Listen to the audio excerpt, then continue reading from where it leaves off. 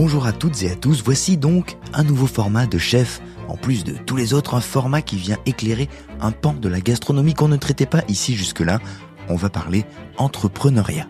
Parce que la cuisine c'est une chose, mais un restaurant c'est une entreprise. Et ce volet-là, finalement, il compte pour beaucoup, dirais-je presque autant. En tout cas, si côté caisse ça ne fonctionne pas, vous pourrez faire la meilleure cuisine qui soit.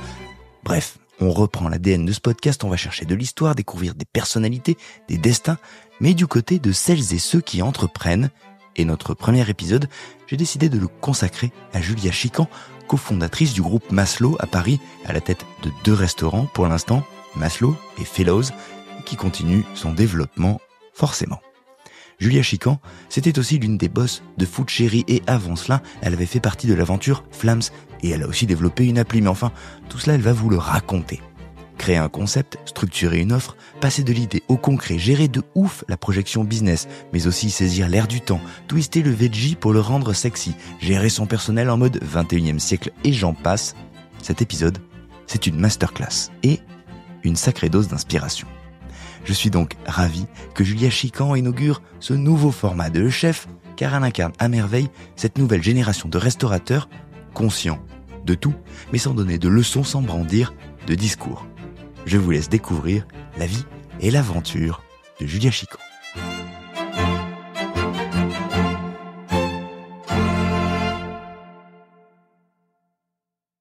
Alors, j'ai 43 ans, moi, et donc je pense que depuis toujours ou presque, la nourriture et recevoir des gens, l'hospitality, la food, je sais pas ce qu'il faut dire, mais c'est au cœur de ce que j'aime. Ma mère dit que je voulais être cuisinière quand j'avais 5 ans. Je faisais des faux restaurants, des faux menus, je mettais des fausses tables, j'invitais les gens, ça me prenait une après-midi. Et j'ai toujours aimé cuisiner et je suis bien d'une famille classique, aimante, sympa. On habitait en Alsace.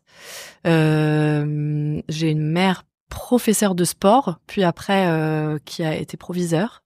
Et j'ai un père cadre dans l'industrie, il est ingénieur à la base.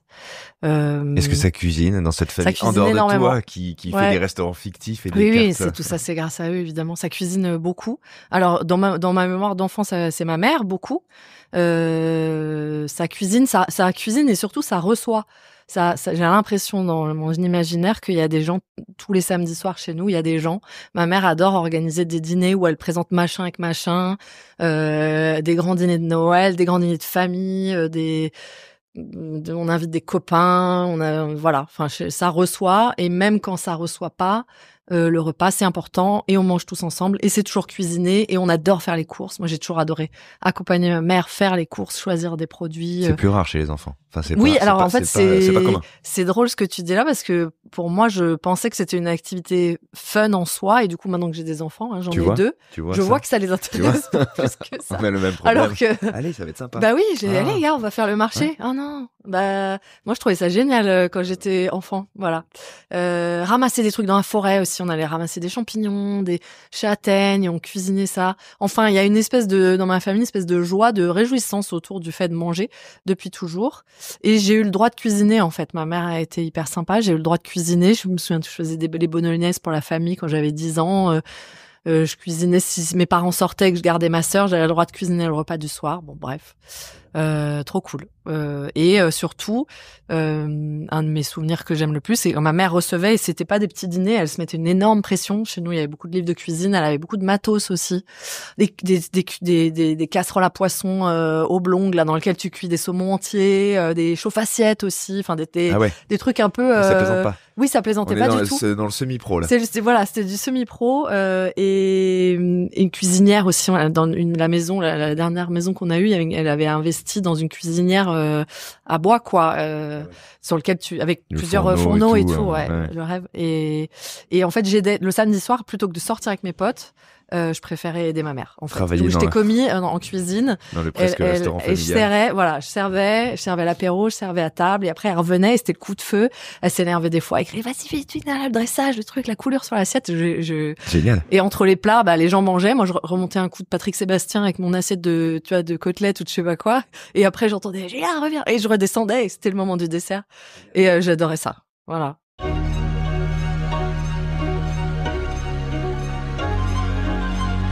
Donc oui, il y a eu toujours de la cuisine et aujourd'hui je m'en rends compte, ma mère a pas forcément laissé mon père cuisiner, ils sont séparés, mais maintenant quand mon père, je vais chez lui, il cuisine à mort aussi, et donc les cadeaux de Noël chez nous c'est des ustensiles de cuisine, c'est des épices, c'est des trucs comme ça, voilà. Bon, il y a une petite empreinte. Il y a une petite empreinte. Au départ. Exactement. Est-ce que cette empreinte, tu vas l'envisager tout de suite? Est-ce que dans ce contexte-là, tu vas te dire, enfant, adolescente, je vais travailler là-dedans, ou est-ce que dans les premiers temps, tu vas aller vers ailleurs? Non, en fait, je suis plutôt une fille, comment dire, sage, quoi. Et donc, Et donc pas la cuisine, c'est ça? Non, mais j'étais bonne. Non, c'est pas ça. J'étais bonne à l'école. J'ai une mère prof. En général, quand t'as des parents profs, ils te poussent. Donc, j'ai fait des études. J'étais bonne à l'école. C'était pas si compliqué que ça. C'est donc, c'est aller loin. Non. C'est pas grave.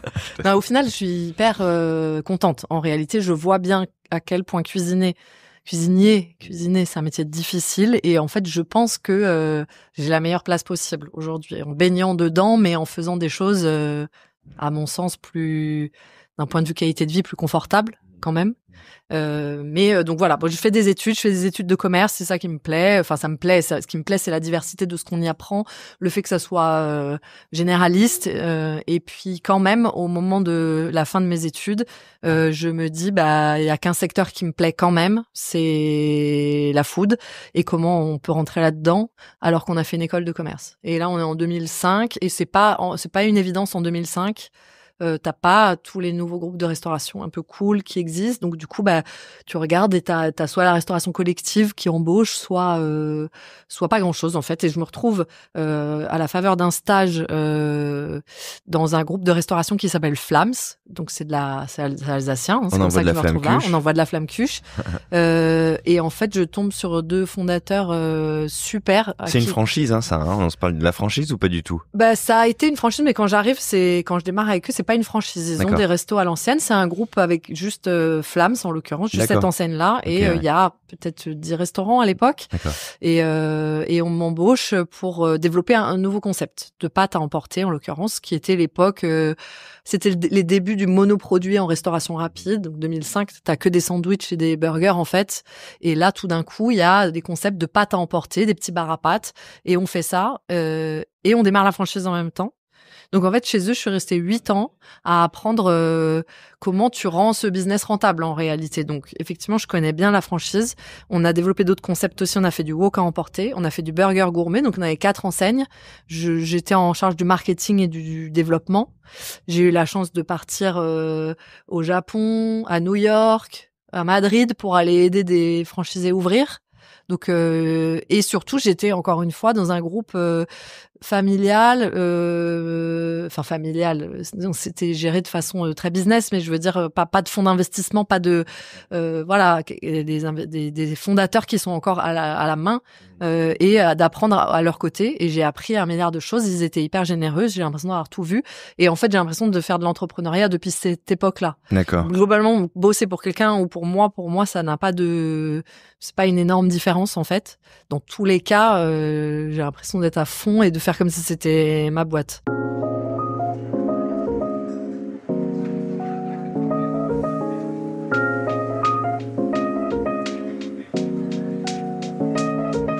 Qu'est-ce que tu dis 1 milliard de choses apprises à ce moment-là, forcément, puisque tu sors de tes études, c'est un peu la première expérience, et elle est dense, elle a l'air riche. Ouais.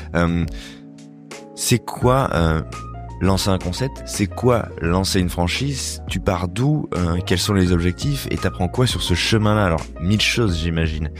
C'est très très large, mais Écoute, c'est une bonne question. En fait, quand j'arrive, il y a déjà Flams, donc ça, j'y touche pas vraiment. Ça tourne. Parce que t'as cité plein de concepts très différents. On se parle de pâte à emporter, on se parle de wok, on se parle de... Wow. Alors, ils avaient je trouve une grande qualité. Ils étaient très pragmatiques, et en fait, l'idée, c'était de se dire, regardons le marché. Il y a toujours un gars qui a eu une bonne idée quelque part et qui l'a monté solo, tu vois, lui avec ses petits sous dans sa petite boutique.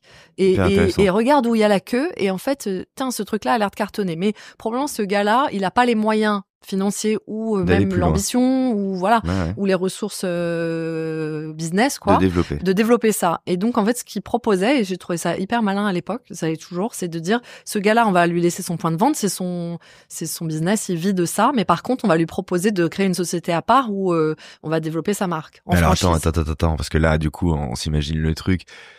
Tu prenais ton un petit Non, vélo, un petit ouais. scooter, tu faisais le tour de la ville, tu dis Non. ah dis donc, il y a du monde là-devant. Non, c'est Bonjour. marrant, pas du tout en fait, tout était à Strasbourg.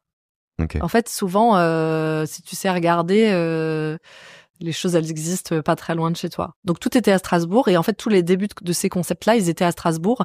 Et donc, c'était des gens qui étaient faciles à aborder. C'est pas une énorme ville. Si tu es du secteur, bah, tu connais un peu tout. Tu sais tout ce qui s'est ouvert. Et en fait, voilà. Et c'est comme ça qu'en fait, on a monté à chaque fois des espèces de side business avec Avec une des nouvelle choses enseigne. Voilà. déjà existantes. Finalement. Voilà, Donc, avec une quelqu'un qui avait enseigne déjà fait la existante. proof of concept, comme Ouais, on dit ouais. aujourd'hui, et ça a déjà été fait. Tu vois que ça marche, tu peux interroger des clients, tu peux comprendre. Et donc vous le prenez sous votre aile. Et donc voilà, on essaye de développer. Et ce qu'on utilisait, c'était que Flamme, c'était quand même une entité vachement structurée avec des services support. Et donc du coup, la personne pouvait bénéficier Ouais. en fait des La services compta, support, du le marketing, tout ça. de la compta, de l'IT. On avait des graphistes, tu vois, on avait des développeurs informatiques, Vous on avait développé proposiez, notre propre système de caisse. D'accord. Ouais. Donc le mec passe un step supérieur. Vous Assez lui rapidement, prenez, un peu clé en main si tu veux, Ouais. sans en plus c'est pas des c'est des gens très honnêtes et généreux, c'est pas des gens qui étaient là pour voler quoi que ce soit. Donc en c'est fait quoi le deal du coup? Vous prenez des parts à quel genre de... en fait on lui alors je t'avoue que j'ai pas la réponse à cette question parce que là-dedans j'étais pas. Ouais. Mais par contre c'est une société à part, il met la marque, il garde sa boutique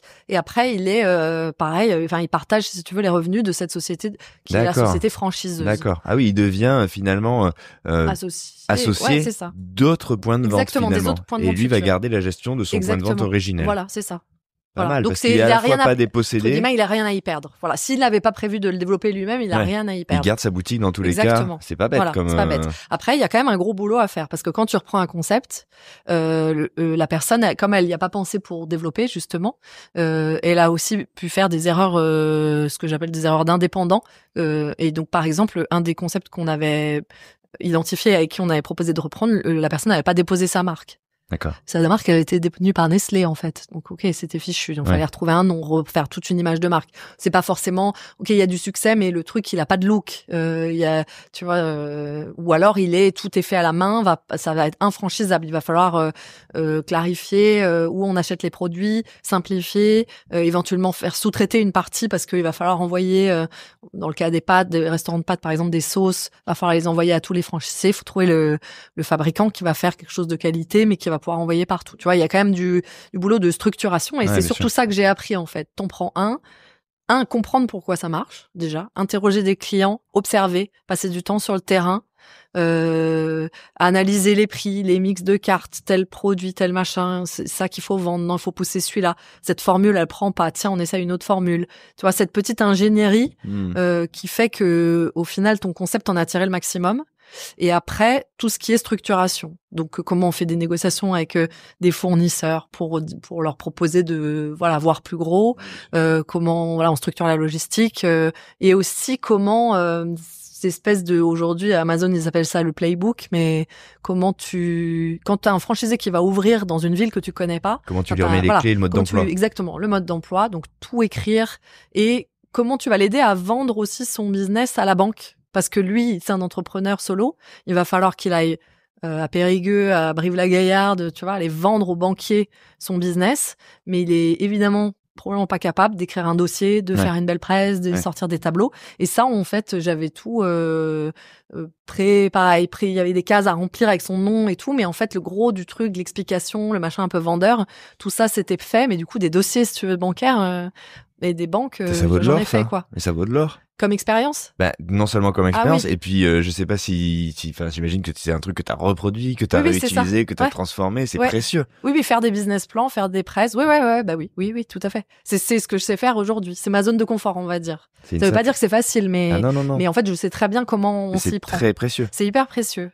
Donc faire tourner ce business, les ficelles de faire tourner ce business, j'ai J'ai vu. Et puis, j'ai baigné dans ce secteur pendant 8 ans, où t'allais à des salons, voilà, tu vas à des salons, tu vois des conférences de groupe Bertrand, de machin, de bidule, tu te fais un peu de réseau, tu comprends comment les autres fonctionnent, tu vois, t'analyses les chiffres, tu regardes des trucs de marché, tu baignes dedans.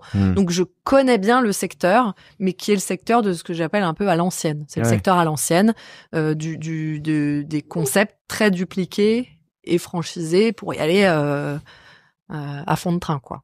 Qu'est-ce qui est à l'ancienne là-dedans? Est-ce que c'est l'idée d'une vision économique un petit peu juste simplement commerciale et un petit peu limitée dans sa représentation? C'est ça qui est à l'ancienne? Non, pas assez je brandé, vais pas leur jeter la pierre parce non, que c'est tout pas ça que je veux dire, mais ça correspond à une époque, c'est pas du tout. C'est une époque voilà. où on se fichait de, mais c'était pas que eux, si tu veux, ce secteur-là, hein. On était tous comme ça, on achetait au supermarché sans se poser de questions de ce qu'on achetait. Moins de conscience. Ma mère, elle mettait des trucs, on avait des trucs surgelés dans mon frigo, dans mon congèle que j'achèterais pas à mes enfants aujourd'hui parce que maintenant tu sais. À l'époque, tu te posais pas la question. On n'allait pas chercher ça. Non, c'était pas. On était dans un concept, on cherchait le concept, dans le plaisir, il fallait qu'il y ait du commerce, fallait que ce soit joli, que ça vende. Fallait qu'il y ait de l'animation Saint-Valentin, du machin, du bidule. Aujourd'hui, on en t'étais veut un dans peu la plus. surconsommation. En fait, là, ça, c'est l'ancien monde. Voilà, c'est l'ancien monde. Oui, mais l'ancien monde qu'on reproduit encore un peu. Enfin, certains continuent à perdurer cet ancien monde sans se poser de questions. C'est pour ça que je trouve le nouveau monde, il arrive à faire. Je pense aussi que l'ancien monde, il est très commercial. C'est-à-dire, mais encore une fois, il répond aux besoins d'une époque probablement.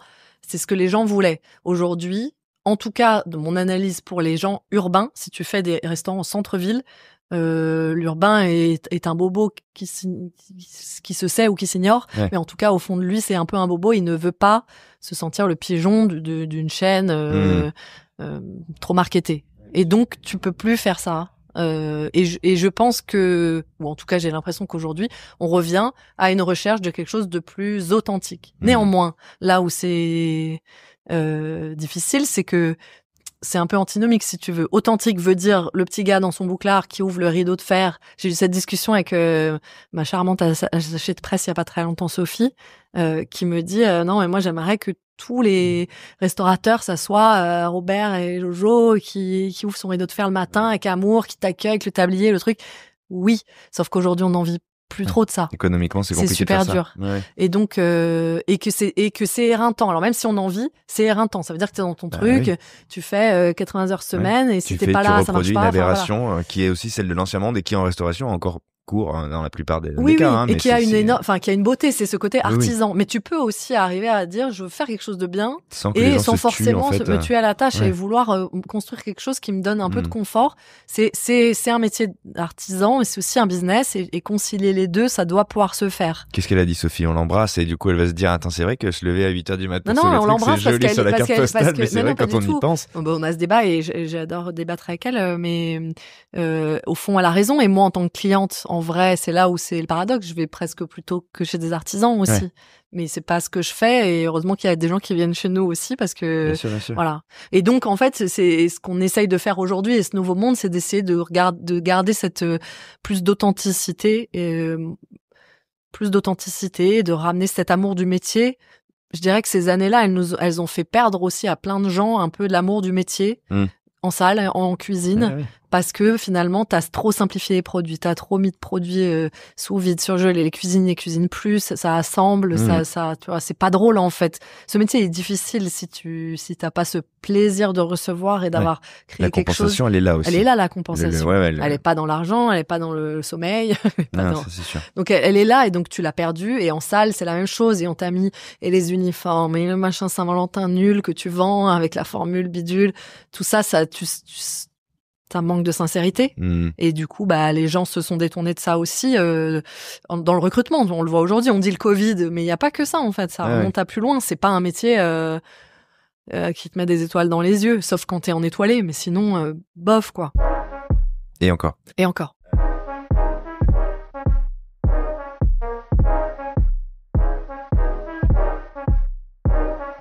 Revenons à cette époque-là, à ces 8 années, avec une question qui me semble importante parce qu'elle peut être inspirante, et je pense que ça t'a nourri. T'as parlé de destination, t'as parlé de New York, t'as parlé de Madrid, t'as parlé du Japon. Est-ce qu'à cet âge-là, est-ce qu'à ce moment-là de ta formation, tu y vois des choses, tu retiens des choses, et en quoi ces voyages nourrissent la personne que tu es à ce moment de ta carrière en fait? Ou pas du tout? Si, alors ce que ça nourrit, non, c'est pas vrai. Ce que ça nourrit, en fait, aujourd'hui dans ma carrière, si, je pense que ou à ce moment, enfin, est-ce que tu... C'est une forme de force que j'ai, ou de compétence, je sais pas quel est le mot.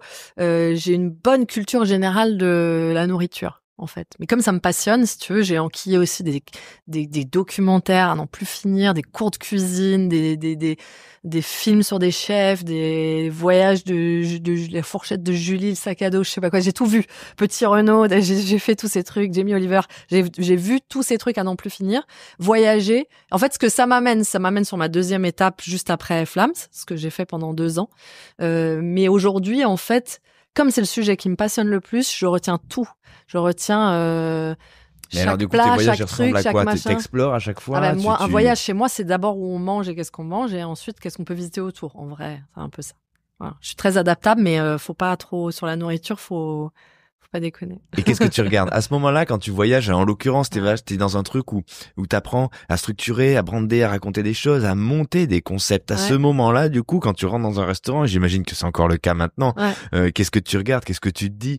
Forcément, tu y vas avec un œil un peu analytique. Oui, alors moi j'y vais. Oui, et puis non, en fait, un œil vachement émerveillé que c'est Disneyland à chaque fois pour moi, un truc comme ça. Donc je trouve ça magique. J'essaie de goûter tout ce que je connais pas, tout ce que j'ai pas goûté. Je demande qu'on m'explique ce que c'est, d'où ça vient. Je vais dans des marchés, je vais dans des supermarchés aussi. Je regarde ce que les gens mangent et je regrette, si tu veux, à chaque voyage, de toute façon, qu'il n'y ait pas plus de repas dans la journée et qu'un estomac puisse pas plus absorber de choses parce que je repars en n'ayant pas tout goûté et c'est une frustration au fond. Frustrant. Exactement. Est-ce que ça nourrit des idées? Est-ce que tu te dis parfois, ça, c'est des choses qui s'importent? Est-ce que pour toi, les idées s'importent? Est-ce qu'elles peuvent se dupliquer d'un pays à l'autre? Est-ce que c'est pas une évidence, au contraire? C'est quoi ton regard là-dessus, justement? C'est une très bonne question. En fait, ce que ça m'a appris, en réalité, c'est que c'est très, très dur d'importer une idée dans un autre pays. En fait, tous ces voyages, Madrid, Japon, New York, tout ça s'est soldé par, j'aime pas le mot échec, mais ça n'a pas marché, ça n'a rien donné parce que c'est des concepts français. Et en fait, j'ai compris à ce moment-là l'immensité de différences qu'il y a entre des pays qui peuvent nous sembler proches. Culturellement, c'est l'Occident. Bon, tu vas au Japon, tu te doutes que ça va pas être proche. Mais quand tu vas à New York, honnêtement, j'y vais en me disant, c'est un grand pari. On a voilà, alors que ça la va galette être pareil, saucisse à Manhattan, c'est pas une évidence. Non, mais du coup, effectivement, tu te rends compte, mais c'est plus subtil. C'est là où le diable se cache dans des détails. C'est pas juste, ils aiment pas manger des pâtes. Et eux, dans cette culture-là, ils font hyper attention aux carbs. T'es en France. Au quoi? Aux carbs, donc aux glucides. À cette époque-là, culturellement, à New York, les glucides, c'est l'ennemi. C'est pas le cas en France encore. En France, l'ennemi, c'est le gras, par exemple. Tu vois, t'as les modes nutritionnels. Donc là, du coup, les carbs, les mecs, tu leur dis, vous allez manger un grand plat de pâtes, ça va être ça. Bah non, en fait, ça bloque, ça les fait pas rêver. On avait des formules avec des desserts. Ils mangent pas de dessert. Ils mangent pas de dessert à ce moment-là, ils mangent du sucré à un autre moment.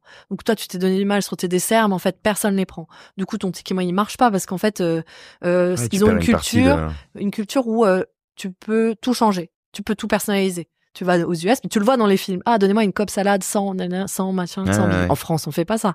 Pas très peu. Mais là, du coup, je me retrouve au comptoir, qui a un truc à emporter, avec des gens qui disent oui, mais sans le piment. Bah non, en fait, comment ça sent le... On peut pas faire ça. Tout a été prévu, on peut pas le changer. C'est pas personnalisable. Ça les ennuie. Enfin bref, 1 milliard de petits détails qui sont même pas sur le cœur du produit. Ils ont pas dit que c'était pas bon. Ils mangent pas comme ça, c'est tout. C'est culturel, quasiment. C'est culturel. Et tu te dis, souvent, les gens se disent, on va se développer, on va faire ensuite l'Europe. Oui, moi aussi, je dis, un jour, on va faire l'Europe. Sauf que je mesure très bien à quel point ça va être difficile.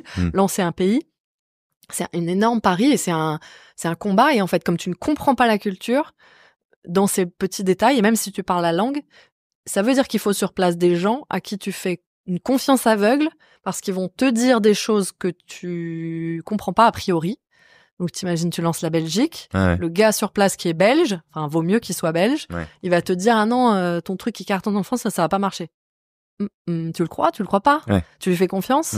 Et si ça marche pas, tu lui dis putain, c'est moi qui avais raison, mais est-ce que tu es sûr que si tu remets ton truc ça va marcher? En fait, la difficulté, elle est là. Et alors, elle est dans la confiance que tu vas avoir dans le pays, tu vois. Mais comment on la contourne? Ça veut dire que si tu veux, il faut envisager, étudier, passer du temps avant de... Il va falloir, dans mon idée, c'est qu'il va falloir des gens de confiance qui sur acceptent place, d'aller qui là-bas. connaissent culturellement là. Ah oui, Ouais, soit en qui a- éclaireur. en T'envoies équipe, ouais, tu peux soit envoyer des gens à qui t'as connu en France, Ouais, à ouais. qui t'as complètement confiance, qui vont habiter là-bas et ils vont se plonger dans la culture. Soit à l'inverse, des gens de là-bas à qui t'as appris à faire confiance. Mais Il te faut des éclaireurs. il faut, En et tout cas, si des tu- signaux qui vont te permettre de dire ça passe, ça passe pas. pas, et c'est pour ça qu'il faut faire ça, ce truc-là, ça va cartonner, ça non, et Ok. voilà. Et Note pour l'histoire. On n'y va pas avec son concept sous le bras. tu vas en pas avec disant, ah bah non, pour moi c'est un job. ouais, c'est le casse-pipe direct. Ah ouais. Et on n'y va pas non plus, enfin, en déléguant à je sais pas qui, en disant mec, vas-y démerde-toi, je te donne les clés du pays. Ouais. Non, faut comprendre. En fait, faut rentrer dans la tête du consommateur. Il faut arriver à comprendre comment il mange, qu'est-ce qui lui fait plaisir, qu'est-ce qui lui Et fait à quel vibrer. moment on se trouve Et à là-bas, quel- comme voilà. tu disais, cette époque où on était contre, je sais plus quelle molécule et c'est compliqué quoi. Ouais, exactement. Voilà. Qu'est-ce que ces voyages? Tu parles du fait que ça t'a ouvert vers un deuxième step qui a duré 2 ans, en l'occurrence celui-là. Après, c'est 8 ans dans ce groupe qui t'a beaucoup appris. Oui. Les 2 ans, tu vas les passer comment, où, et tu vas faire quoi?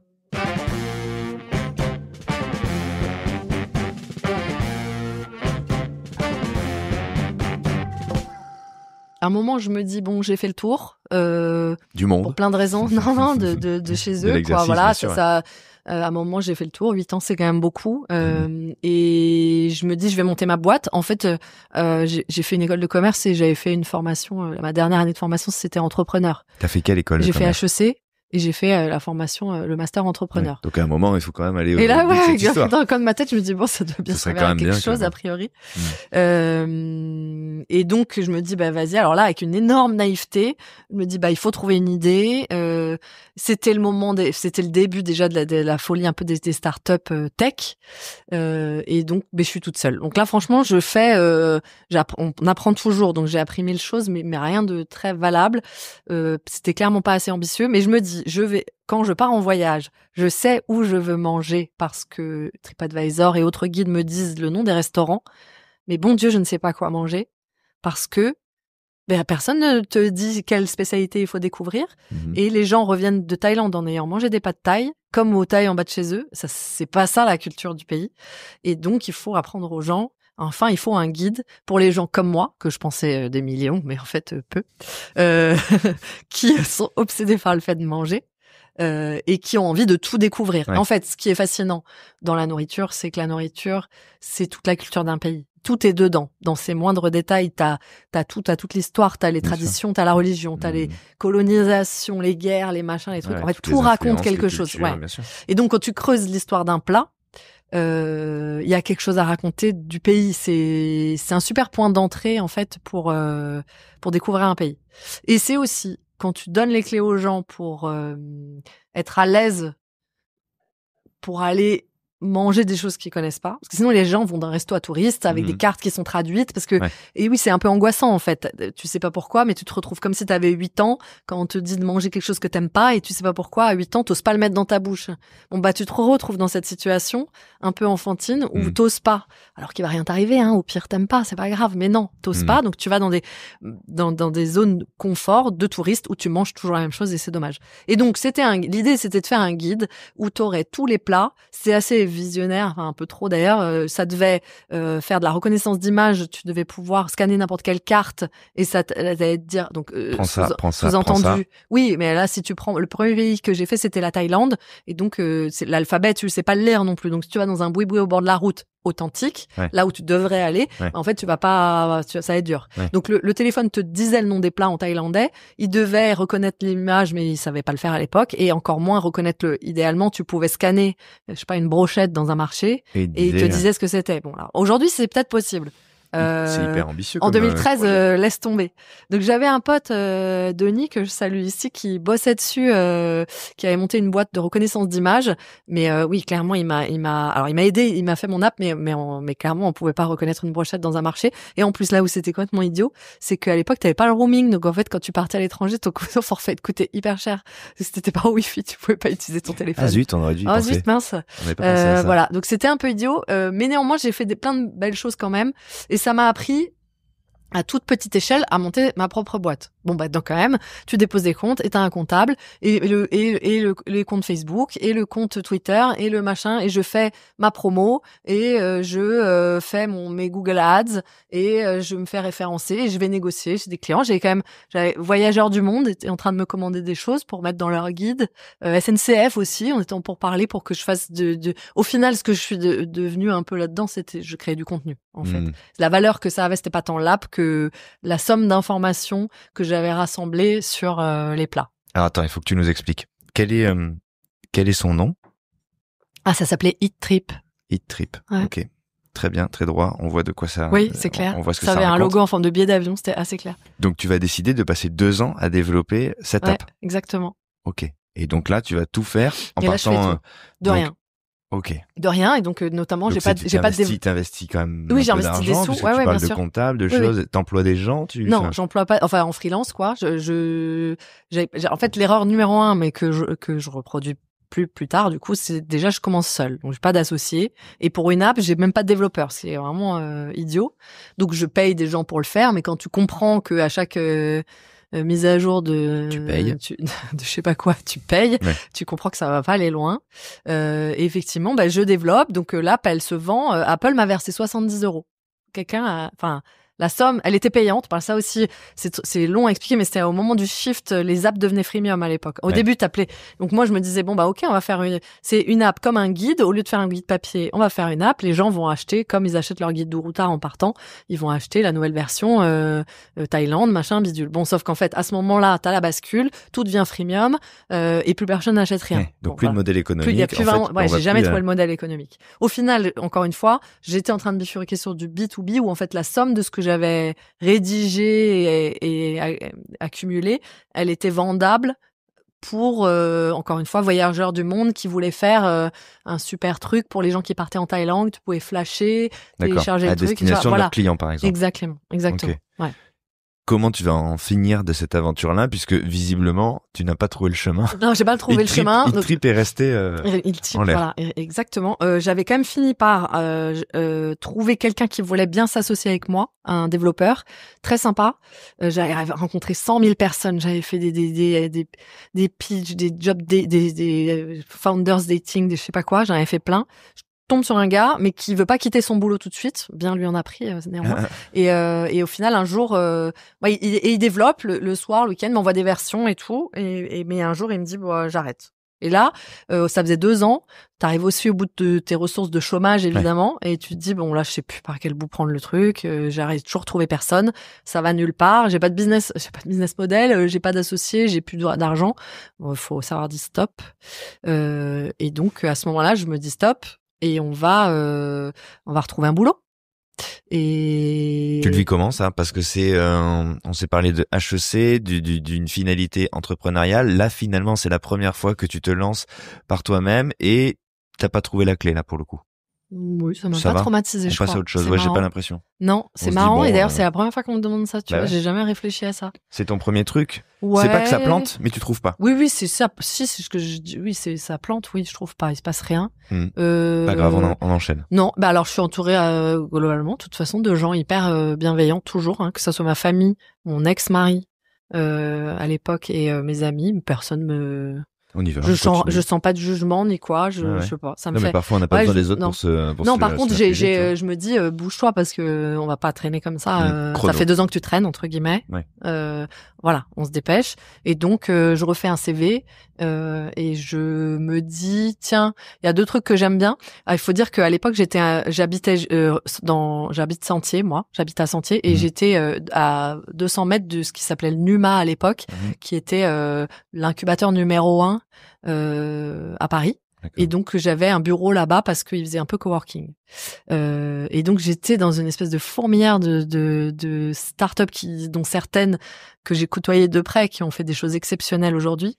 Et donc je me suis dit waouh, c'est vachement sympa de pouvoir, hyper stimulant. Et le côté je vois plein de business models, je donne des conseils aux gens. Tiens, ça pourrait être pas mal. Donc en fait j'avais 2 voies, soit je reste dans la food mais je sais pas trop où aller parce que j'ai déjà fait le groupe de restauration un peu old school et j'ai essayé de faire de la tech. Putain, là je vois rien, je vois pas quel autre truc il pourrait y avoir. Et pourquoi pas aider dans un incubateur, en direction adjointe de quelque chose comme ça. Il y en a plein qui se montent. Et donc en fait, je vais voir des fonds d'investissement en leur disant ou des fonds aussi, en disant tiens, entrepreneur en résidence, j'avais compris le concept, marketing en résidence, RH en résidence, est-ce que vous n'avez pas besoin de quelqu'un, vous, dans votre fonds, pour aider des entrepreneurs que vous avez chez vous? Ça paraît évident pour toi, mais moi, quand je me mets à la place des gens qui nous écoutent et quand j'entends quelqu'un dire je vais voir des fonds, ça veut dire quoi, je vais voir des fonds? Comment tu les contactes? À un moment, t'es toute seule quand même. Donc, t'es dans cette phase de transition, tu dis, il faut que je reprenne le travail, t'es devant ton ordinateur, tu envoies un mail. Oui. Sequoia. Non, alors là, tu vas trop loin. C'est-à-dire, tu tapes trop haut. Sequoia, c'est des Américains, donc évidemment, tu fais pas ça. Hello. Mais les fonds de la place de Paris, il y en avait déjà plein à l'époque. Donc tu les identifies facilement, oui, tu les connais. Ça, de toute là, façon, je connais parce que j'ai été baignée dans ce milieu. T'as déjà des contacts? En tout cas, oui, ça me bloque pas d'écrire un mail. Ils ont des sites internet, tu contactes, t'envoies ton CV.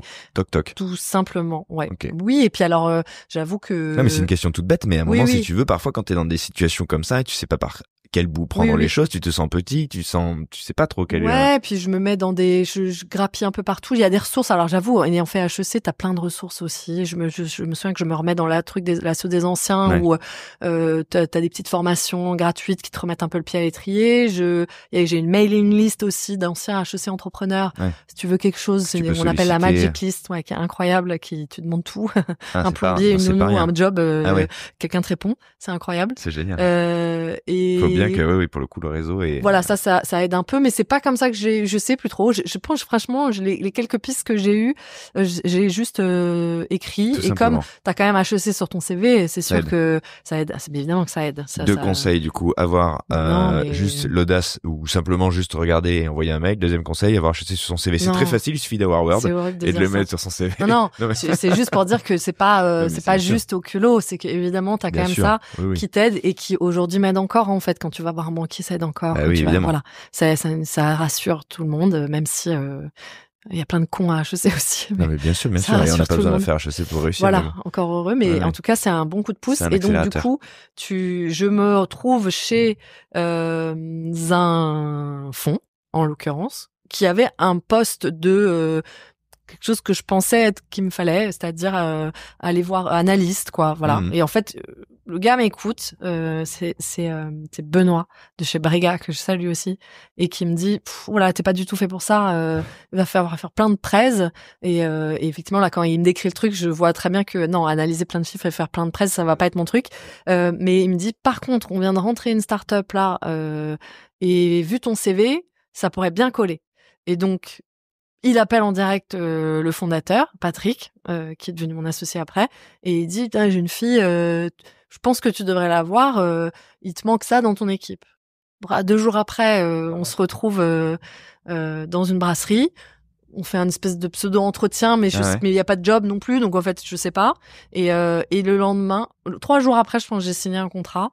Où il me dit ouais effectivement il manque un truc comme ça, tu as l'air de t'y connaître en food et en fait là on est au tout début, coup de bol, on est au tout début de la food tech. Donc il vient de démarrer une boîte de livraison de repas qui s'appelait Food Cherry et alors incroyable, ils ont personne qui s'occupe de la food.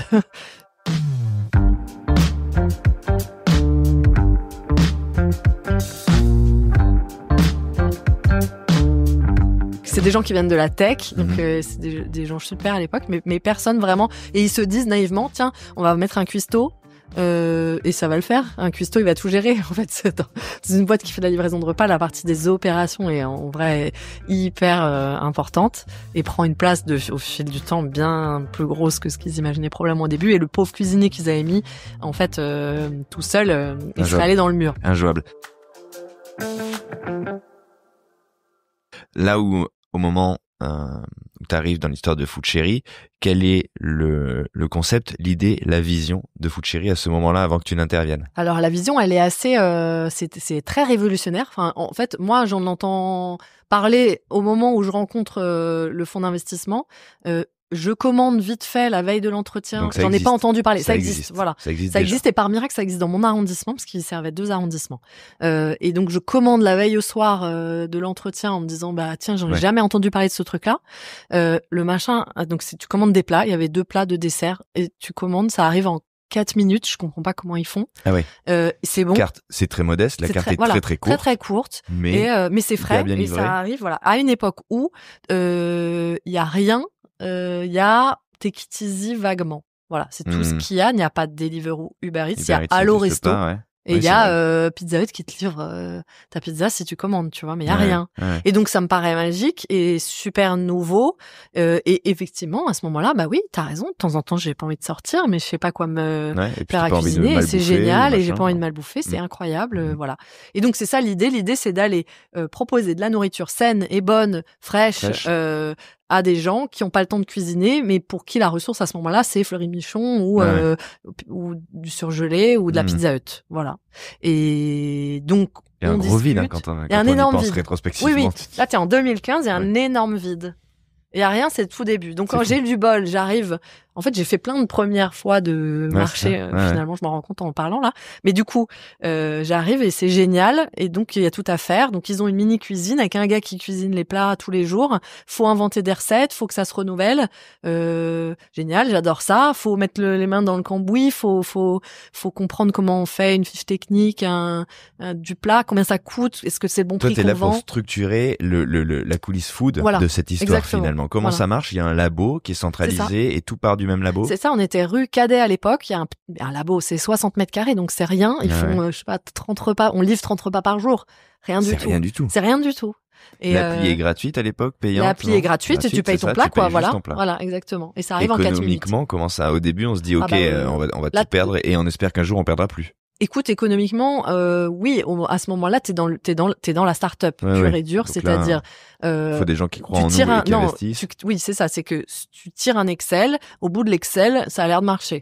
En fait, c'est quand même ça. Ouais. Donc, c'est une vision basée sur du volume, qui est la même vision que Amazon, par exemple. C'est pas rentable pendant longtemps, ça marche. Voilà, ça marche que s'il y a beaucoup de gens qui le prennent. Exactement. Donc, tu as une ambition de faire beaucoup et d'aller très vite. D'autres se lancent pile au même moment. Donc, c'est chouette. Donc, il y a Frischti, à l'époque, il y a Pop Chef, il y a Nestor. Donc, c'est un marché foisonnant. Tous les fonds d'investissement veulent leur food tech, de delivery. Donc, en fait, c'est un peu, t'as ce thrill, si tu veux, un peu de, il y a de la négo, il y a des trucs, voilà, il y a des articles, voilà, c'est une époque, c'est une expérience hyper intéressante. Il y a un segment qui s'ouvre. Exactement. Donc très vite, ça grossit, on change de cuisine 2 fois, on en construit une très grosse aussi. On a des galères de start-up, on a une cuisine qui brûle en fer, on a des cuisiniers qui disparaissent, j'ai des anecdotes de ces années-là. J'ai la BAC, descendre de la BAC dans les cuisines, une bagarre au couteau, un incendie criminel, un fichier S. J'ai aussi, j'ai des anecdotes de dingue. Et donc ça grossit. Mais là, ce que tu décris, c'est au-delà des anecdotes et tout, évidemment, ça c'est très marrant et puis ça fait des souvenirs à chacun. Mais il y a le côté start-up qui est très particulier, c'est-à-dire que là, il y a une surexcitation. Exactement. Là, tu décris une espèce d'effervescence incroyable. Quand tu dis, on sent que parfois même il y a des déménagements. Presque là, dans ce que t'as dit, on a une cuisine, deuxième cuisine, on en a construit une. On sent presque que t'es en train de dire que parfois vous avez fait des choses qui ne servaient à rien parce que très vite le step d'après venait. C'est exactement ça. C'est ce que je dis toujours c'est la difficulté de ce secteur, c'est que, et je le dis aujourd'hui au fond, et il y a des gens, c'est drôle, qui viennent pour faire encore de ce business-là, c'est pas de la food tech, c'est juste de la food, et il y a une app, en vrai. Et en fait, faut pas oublier que c'est de la food, que la food, ça va pas super vite, que c'est des humains, qu'une carotte, elle arrive comme elle arrive, que ça pousse dans la terre, qu'il y a des saisons, qu'il y a tu maîtrises pas du tout, et en fait, ça scale pas, comme on dit, aussi vite que tu veux. Donc, on se calme. Donc, on se calme pas. Donc, en fait, c'est un peu dans la douleur, pour être honnête, parce que, alors, tu dis des choses qui ne servent à rien, non, mais en fait, au moment où tu te dis, tiens, il faudrait faire une nouvelle cuisine, la prochaine cuisine, nous, quand on en a construit une, c'est presque 1 an et demi. Mais en fait, en 1 an et demi d'une boîte comme ça, t'imagines même pas. T'as fait x3, quoi, ou presque. En fait, t'arrêtes, tu sais plus où mettre la bouffe, donc tu pousses les murs, les gens, ils ont... On va faire une nouvelle cuisine. En fait, quand la cuisine arrive, t'es déjà... En fait, au moment où tu décides au prochain step, en fait, c'est trop tard parce que ta croissance va plus vite que ce que ce que t'es capable bien sûr. de structurer comme opération. Donc c'est quoi le truc dans ces moments-là? C'est d'accepter ça, d'accepter qu'il y a un temps de croissance qui est décuplé et qu'il va falloir après espérer qu'un plateau arrive et qu'on arrive à le gérer, espérer que ça continue comme ça. Est-ce qu'il faut ralentir des choses? C'est quoi rétrospectivement quand tu regardes justement cette courbe de croissance qui forcément monte quand on suit une tendance comme ça? Je sais pas si j'ai complètement fini de digérer en fait toute cette expérience-là. Ouais. Au fond, mon analyse, c'est de dire que ce secteur-là n'est pas rentabilisable. Donc en fait, tout le monde a essayé, personne n'a réussi.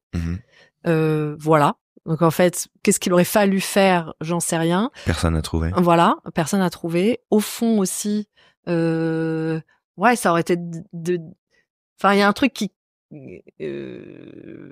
j'ai pas la réponse, si ça ne colle pas avec la vision. T'as besoin de l'argent des fonds d'investissement, mais leur cadre, notamment temporel, ne colle pas avec le business sur lequel on est en train de travailler. Tu vois ce que je veux dire? Donc en fait, il aurait fallu 10 ans peut-être, plus pour que ça avec s'harmonise. un temps plus long pour que voilà. Pour que ça soit, et en fait, non.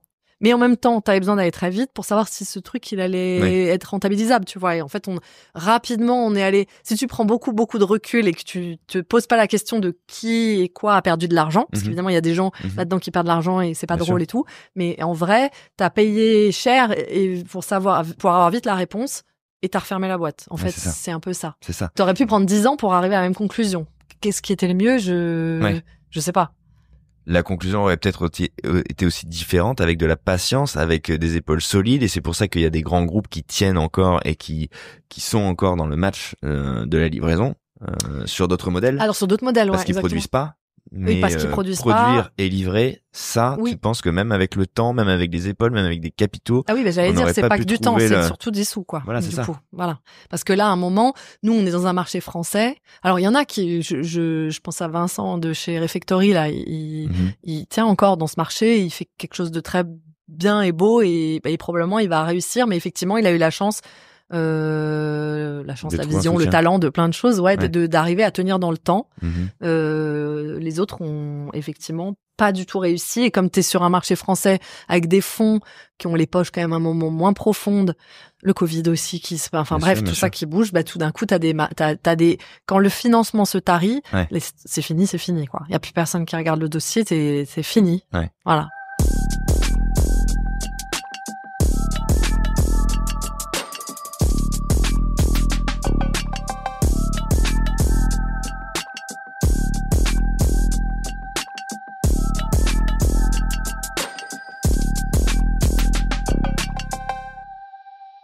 Nous, on a eu la chance dans tout ça d'être racheté par Sodexo en 2018, après 3 ans seulement d'existence, et de faire encore 3 ans avec eux de transition avant de leur laisser la main. Donc Food Cherry, ça existe encore. Et ils en font ce qu'ils veulent en faire. Et en l'occurrence, ça a pivoté, si tu veux, ce marché a pivoté de nombreuses fois. Là où beaucoup avaient commencé sur le soir en se disant quelqu'un qui rentre chez lui, qui a envie de se faire à manger, au final, Deliveroo, Uber Eats sont arrivés dans cette partie-là. Et là, ils ont tout gagné parce que... Ils ont plié le truc. Parce que de fait, ils n'ont pas à produire. Donc c'est beaucoup plus facile. Ils ont une offre décuplée. Écoute, une structure aussi sur laquelle s'appuyer peut-être pour la livraison différente, plus agile.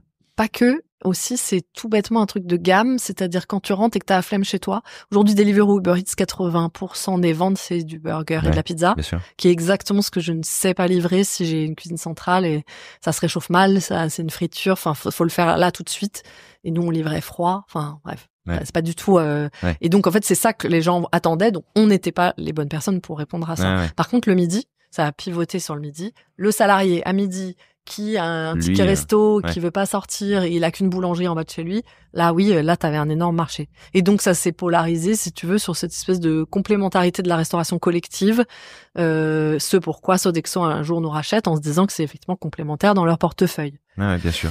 Ce qui nous a permis, nous, à TF1, à l'époque, d'avoir des Food Cherry à midi quand nos cantines étaient fermées parce que il y avait un truc. Il y avait un deal avec Food Cherry, oui, je me rappelle. Il y avait un deal avec Food Cherry. Ouais, on avait des deals comme ça partout et c'est d'ailleurs ce qui continue aujourd'hui. Ça s'est encore développé. Maintenant, ils ont carrément des petits Food Cherry, ils ont carrément des petits comptoirs avec les frigos derrière, quelqu'un derrière qui te sert du café à et tout. l'offre de restauration collective ça de Sodexo. Devient, ça a beaucoup bougé par rapport à l'idée de départ et je pense qu'il y a un besoin sur ça. Après, la rentabilité économique du truc, là, j'ai plus le nez dedans, mais. Non, et puis en plus, Food Chéri étant un élément d'autre chose, la rentabilité peut avoir un autre aspect, pas forcément une nécessité, mais être une, je comprends. Comment tu sors de cette histoire, toi? Comment tu dis au revoir et qu'est-ce que tu te dis à ce moment-là, vers où tu veux aller? Le deal était assez clair depuis le début. Donc, ils nous rachètent et tu négocies en général, on te demande quand tu prends une start-up, surtout une start-up aussi jeune, de rester un moment pour pouvoir transmettre. Ouais. Et donc, c'était 3 ans. Et donc, du coup, on reste les 3 ans, qui se passent plutôt bien. Covid au milieu, évidemment. Donc, encore d'autres aventures et des hauts et des bas, mais globalement, qui se passe bien. Oui, comment on en part? Pas de la super meilleure façon, je dirais quand même, parce que pour le coup, on part en 2021 mars, et là, t'es quand même Covid, et on part, moi, c'est mon petit regret, on part en visio, quoi. On part, tu peux pas faire de fête, pas de pot de départ, pas de, voilà. Donc, je me souviens qu'avec mon associé, on a enregistré, nous, une présentation qui dure 1 heure et quelques, où on avait pris plein de photos, plein de trucs. Enfin, on a fait un espèce on a raconté l'histoire, quoi, en disant un très très long discours, si tu veux, mais en visio et avec des images où on disait au fur et à mesure merci. Mais c'est pas la même chose que. C'est-à-dire que t'as quitté l'endroit. Là, t'étais associé. Oui, entre-temps, je sais pas raconter cette partie, mais effectivement, une partie des associés de départ sont partis et moi, j'ai racheté des parts et on se retrouvait à la fin qu'à 2 avec le fondateur initial. Hyper impliqué. Oui, donc, à ce moment-là, avec cette personne qui t'avait été présentée et tout, donc tu te retrouves à être la deuxième personne qui représente cette entreprise et ça se termine. Tu fermes ton écran, quoi. Ouais, c'est ça. C'est un peu bizarre. T'es toute seule, t'es chez toi, tu viens de faire ton... T'es chez toi et tu t'éteins la visio. Et tu te dis c'est fini. Et tu te dis, ça y est, ouais. Alors après, en vrai, c'est pas ça. Quand tu passes la main, tu sais, c'est fini petit à petit quand même. T'as ta remplaçante qui arrive. Mais symboliquement, c'est un truc quand même, tu dis bonjour, mais ouais, t'es un peu, voilà. Oui, symboliquement, c'est pas, j'aurais imaginé mieux. Après, il y a plein de gens que je revois aujourd'hui de l'époque et qui en est très très proche et tout. Donc, mais bon, voilà. Mais bon, dans ma tête, de toute façon, il y avait 3 ans, tu le savais depuis le départ. C'est pas une surprise. Je digérais. Ça m'a pas traumatisé non plus. Mais par contre, qu'est-ce qu'on fait? Donc c'est vrai qu'avec tu te l'es posé avant cette question ou t'attends de fermer ton ordinateur? Non, on se la pose, je pense déjà 6 mois, 1 an avant, en se disant tiens. Et c'est quoi le next step? Qu'est-ce qu'on fait? Voilà, donc on s'y connaît en food, on adore la tech, il y a plein de marchés qui commencent à être en ébullition. Alors ce qu'il faut dire, qui explique tout d'aujourd'hui, c'est que j'ai eu la chance aussi d'avoir dans mes équipes des gens géniaux, dont 2 sont mes associés aujourd'hui. Donc eux, mais aussi à l'époque ma chef R&D qui s'appelle Caroline, et Patrick, mon associé, qui les 2 tirent la boîte dans un sens éco-conscient, éco-responsable. De façon hyper franche. Et donc en fait, je mets mon nez dedans avec eux ensemble et on commence à tirer le fil. Qui t'emmène sur ce terrain. Qui emmène sur ce terrain. Et donc au fil du temps chez Food Chéri déjà, on fait plein de choses qui sont des convictions personnelles.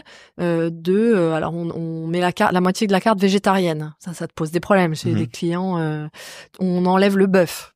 On enlève le cabillaud, on enlève l'avocat, on fait des burgers aux insectes pour faire parler des protéines alternatives, on fait du direct producteur, on enlève tous les additifs, enfin voilà, on fait franchement un taf. Il y avoir un discours qui se met sous la proposition commerciale quand même. Et donc on devient mieux manger, et là c'est le mieux devient pas que mieux nutritionnellement bon, mais devient vachement la planète. Donc et donc on rentre là-dedans, on apprend plein de trucs, on lit des bouquins, on regarde des documentaires, enfin bref.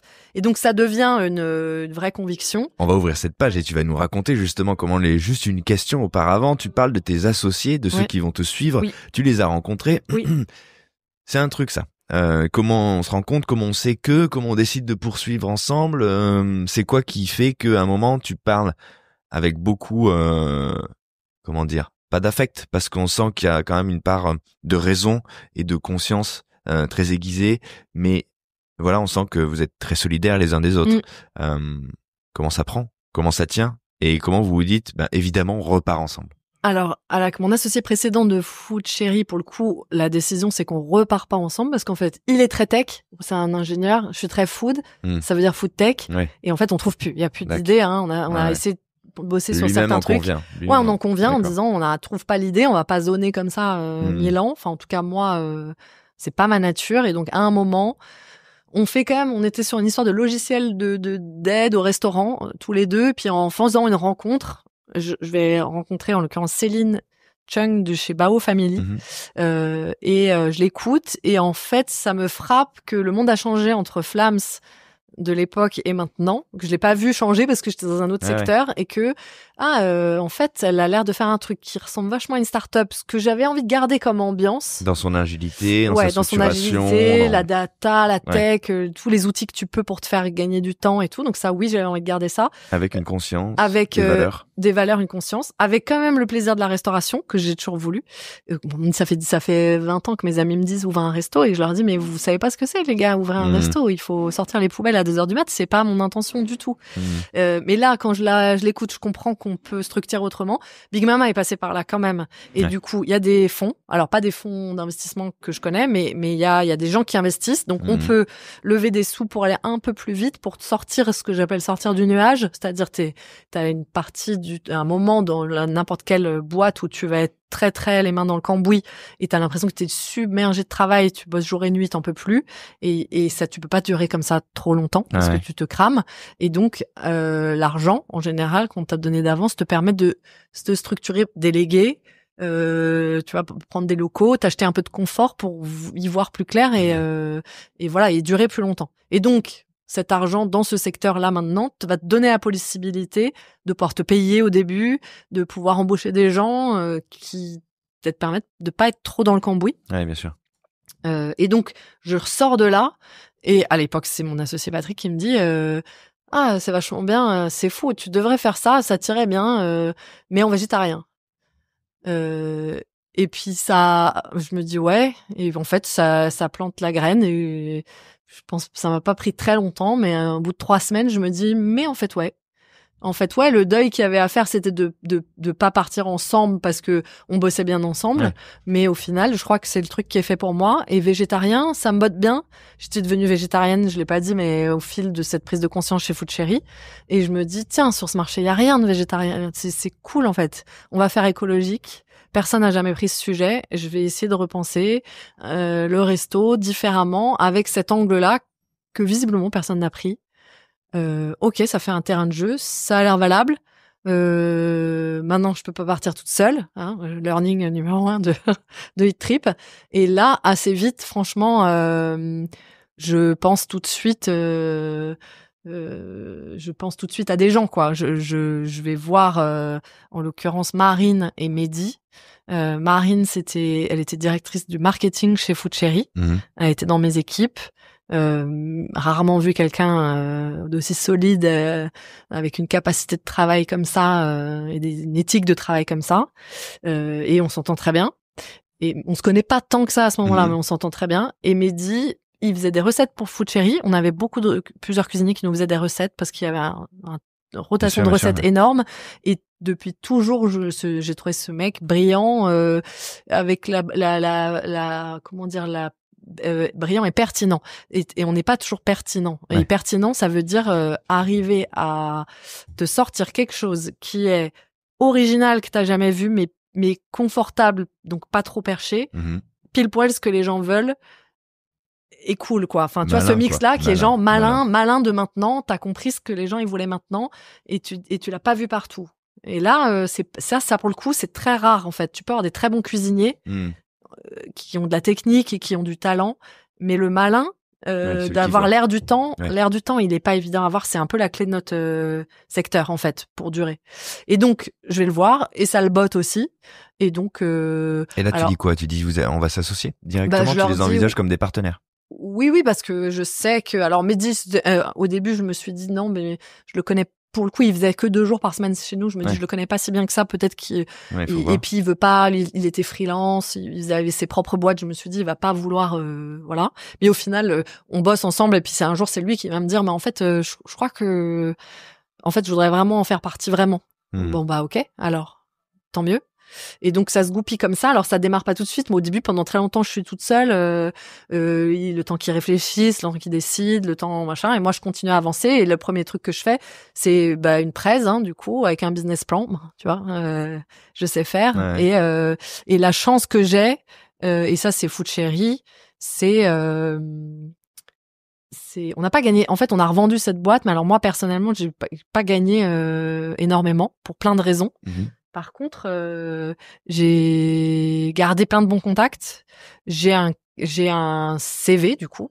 En fait, dans la tête d'un banquier ou d'un investisseur, créer une boîte, revendre une boîte, ça vaut de l'or en fait. Ouais. Créer une boîte, planter une boîte, ouais.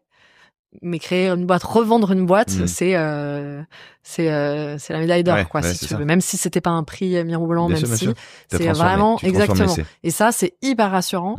Et donc, je vais voir les anciens investisseurs de Food Cherry, les premiers que je connais, pour leur présenter le truc. Et tout de suite, il y a de l'enthousiasme et vachement de bienveillance. Et en fait, je sens ils me connaissent, en fait. Ils me connaissent, ils savent comment je travaille, que je suis sérieuse, que je vais vraiment, bosseuse, que c'est pas un coup en l'air. Donc, si je vais le faire vraiment sérieusement. Et donc, très vite, il y en a qui me disent oui. Et c'est un effet domino, une levée de fonds, c'est toujours comme ça. T'en as un qui te dit oui, deux, et puis après, en général, ça déroule. Des amis aussi, des amis qui, là aussi, encore, on va dire merci à HEC, mais des amis qui, à 40 ans, l'âge que j'avais un peu avant, à cet âge-là, quand t'as fait HEC et que t'es en banque ou en avocat, ou tu commences à avoir un patrimoine. De quoi aider les copains. Exactement. Et donc, je remercie aussi tous ceux qui s'écoutent et se reconnaîtront, mais de m'avoir fait confiance. Et des fois, ils ont fait confiance aussi dans des moments hyper durs, parce qu'on a eu plein de galères après. Et il y en a qui ont prêté sans regarder, enfin, vraiment sans garantie, sans rien. Mais donc, on leur dit merci. Et donc, en fait, on démarre avec un peu plus d'1 million, n'ayant pas encore trouvé le local, mais quand même 1 million sur les comptes. Et mes 2 associés qui sont pas encore opérationnels, mais qui sont en train de réfléchir, mais a priori ça va le faire.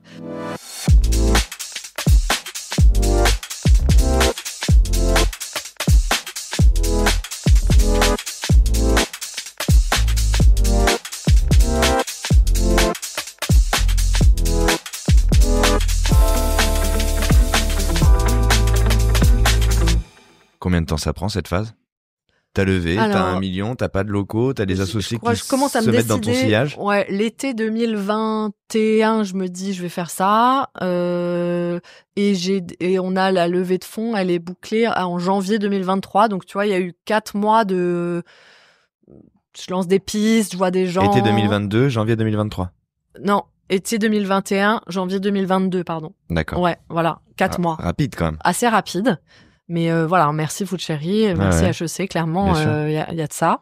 Et donc, effectivement, trop bien. Et après, on cherche des locaux. Et en même temps, c'est le rythme de la restauration qui est comme ça. Il est lent. Il est lent parce qu'en fait, t'as plein de... Tu maîtrises pas le temps. Ouais, c'est ça. Ça, c'est par rapport à la start-up que j'avais avant. C'est assez frustrant. Tu maîtrises pas ce qui est dispo sur le marché, tu maîtrises pas le gars qui veut te vendre son local mais qui veut pas, qui je sais pas quoi, l'avocat bizarre, le gars qui est un peu margoulin, c'est long, la banque qui part en vacances, bon bref, tu attends, t'as l'impression d'attendre tout le temps, trop longtemps, alors que toi tu sais exactement ce que tu veux faire, donc ça c'est fatigant, mais pendant ce temps-là, on met à profit le temps pour réfléchir sur notre concept, c'est pas tant un concept que ça, c'est de se dire... Donc là, c'est là où tes associés t'aident et regardent un peu différemment. On réfléchit tout à 3. Qu'est-ce qu'on propose, c'est quoi la carte, c'est quoi... Exactement. Là, on joue à se projeter. Exactement. Enfin, et en fait, là, d'abord, on réfléchit sur vraiment le parti pris, la mission de l'entreprise. La mission, c'est vraiment, on se dit, réaliser la transition alimentaire dans la restauration et vraiment prendre ce sujet que personne a vraiment pris correctement. Donc, assez basiquement, on fait des réunions, quoi, où en fait, on déroule tous les sujets. Ça veut dire quoi pour la carte? Ça veut dire quoi pour les tenues? Ça veut dire quoi pour le mobilier, les travaux, le machin, l'énergie, le café, blablabla. Et là, on en a 125 comme ça de lignes. On se dit tous les sujets par le filtre de tes valeurs. Exactement. Et donc, on nettoie et on prend des décisions. Donc, la première décision, c'était effectivement de se dire végétarien. Si tu veux avoir de l'impact, évidemment, ça te fait baisser tellement l'empreinte carbone et aussi sur le marché aérien. Donc ça va être fun. Mais en fait, il y a plein d'autres initiatives, que ce soit sur le sourcing, sur la gestion des déchets, enfin, on a 1 milliard de choses. Donc, on bosse là-dessus et tu prends ton temps, tu choisis tes assiettes, tu bidules, jusqu'au moment où on trouve le lieu, là, dans lequel on est en train d'enregistrer, qui était pas évident parce qu'avant, c'était une boutique de déco. Alors pour le préciser aux gens qui ne connaîtraient pas, on est sur les quais de Seine, on est face à la conciergerie, on est sur un lieu pour être passé devant, en ce qui me concerne, peut-être 1 million de fois, un lieu où on ne s'arrête pas forcément non plus. Ce sont des quais, c'est connu pour des animaleries, pas forcément pour des points de restauration, si ce n'est peut-être des choses qu'on ne connaît pas quand on est parisien, des endroits pour des touristes peut-être disséminés ça et là. C'est pas évident. Oui, quand on me présente le local, je le connais parce que c'est une boutique de déco. Oui, voilà. Il est superbe. Déjà, il est superbe. Je le connais, j'ai déjà acheté quelque chose dans cette boutique, donc je vois très bien ce que c'est. Et qu'est-ce qu'on se dit? Bon, ça faisait déjà un moment qu'on cherchait. On voulait un grand lieu. Tout de suite, on a voulu faire quelque chose de gros. C'est pour ça qu'on a levé tout de suite des sous pas mal. Pourquoi? Parce que le volume était rassurant économiquement ou pour le message que ça envoie? Voilà, effectivement, les deux, c'est-à-dire que du volume, un gros resto, c'est plus facile à gérer qu'un petit, l'air de rien. Donc, pour plein de raisons dont on peut reparler après, mais aussi pour envoyer un message clairement, pour dire, on veut pas faire des restos végétariens qui font des chouettes trucs, t'en as à Paris, mais ça reste une petite cantine, si tu veux, la cantine du coin de la rue, quoi. Et on voulait surtout pas envoyer ce message. Si tu veux, dans le côté végétarien éco-responsable, il vient avec un paquet d'images qui dans la tête des gens qui sont pas forcément favorables. C'est un peu moralisateur, c'est un peu chiant, c'est un peu bobo, c'est un peu machin, c'est un peu graine, c'est un peu quinoa. Et c'est exactement ce qu'on veut pas. Si tu veux avoir du succès, a priori, faut pas aller là-dedans. Donc, le fait de faire un grand lieu, un peu ambitieux, c'est aussi de se dire... on casse les codes, les gars, on n'a pas peur, on sait à peu près exactement ce qu'on veut faire. On n'est pas des petits VJ, voilà, on n'est pas sur exactement, tout palo derrière un petit comptoir avec 3... Voilà, un peu mettez sur la table, quoi. C'était un peu cette idée-là. Mettez voilà sur la table, ça c'est une bonne expression. Mettez voilà. Tu vois quoi, voilà, sur la table. Et donc des grands lieux, il y en a pas tant que ça à Paris, il y a plus de 300 mètres carrés, ça court pas les rues.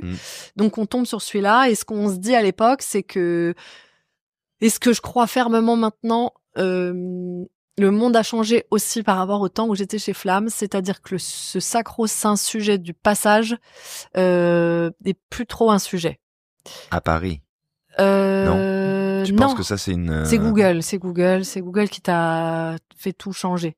En fait, la jeune génération... va là où elle... ne rentre pas dans un resto si elle n'a pas vérifié la note. Ok. Donc tu peux être du passage, et si t'as 3,2, t'auras des touristes perdus, mais voilà. Okay. Et si t'as 5, tu penses que les gens, où qu'ils soient, vont quand même venir, ou que toi, tu te trouves. En tout cas, si t'es dans un quartier et que tu dis, tiens, où je veux manger, c'est pas parce que t'es juste au coin du gros boulevard, mais que t'es quand même à 100 mètres. Là où avant on te voyait pas parce que tu faisais que marcher, maintenant Google te voit et te signale, tu vois ce que je veux dire? Donc en fait, tu peux besoin d'avoir le café du coin. Tu peux être dans l'impasse à 100 mètres, c'est pas forcément... C'est pour moi, en tout cas, je suis sûre que c'est pas du tout un problème. Okay. Donc tu peux créer des endroits. Si tu as un endroit de destination comme nous, t'as quand même, c'est pareil, les réseaux sociaux qui te font une com pas chère. Qui te font venir. Donc en fait le passage, oui, tu veux pas être perdu. En fait, moi je transforme ça. Je dis que c'est plus un sujet de passage, c'est un sujet d'accessibilité. Et ici, t'es pas passant, mais c'est super accessible. T'es à Châtelet, tu peux pas dire que tu peux pas venir. Tout le monde peut venir. T'es en plein centre. Y a zéro problème. Personne peut dire ah non c'est trop loin, trop machin, trop bidule. T'es pas à 5 minutes à pied d'un métro, comme tu pourrais être dans le 20e sur un truc plein de passages, mais par contre, le prochain métro, il est à 5 minutes à pied. Là, il y a des gens qui viendront pas. Accessible. Souvent, on confond ça avec l'idée qu'il y ait du passage et le fait que ce soit accessible. Voilà. En fait, effectivement, qu'il y ait un flux de passants devant chez toi, si t'es pas bon, si t'es pas recommandé, le flux de passants, tu vas pas le capter. Pas aussi bien qu'avant, en tout cas. Pas aussi bien qu'il y a 10 ans. Mais si tu te mets à Babel ou machin et que c'est pas accessible, là, pour autant, t'as beau avoir 5, ça marchera pas. Ça va être aussi, il faut que les gens puissent se rendre facilement chez toi. Ouais. Mais tu peux désormais être un petit peu... Voilà, c'est comme ça que nous, on voit les choses. Donc, c'est pas c'est pas forcément le top emplacement numéro 1, mais voilà, faut être dans la zone. Mais la zone, elle est un peu plus grande qu'il y a 10 ans, quoi. Voilà, c'est ça. Et après, on s'est dit, il y a une vue. Et alors, ce que je crois aussi, c'est que les gens vont dans un lieu, dans un restaurant, vraiment pas que pour la nourriture. Enfin, c'est un peu évident de dire ça, mais pour l'ambiance. C'est toujours bien de le rappeler parce que parfois, tu te demandes ça. Pour l'atmosphère. Et donc, l'atmosphère, elle tient au lieu. Évidemment, tu peux changer une déco, mais un lieu a une âme toujours quand même.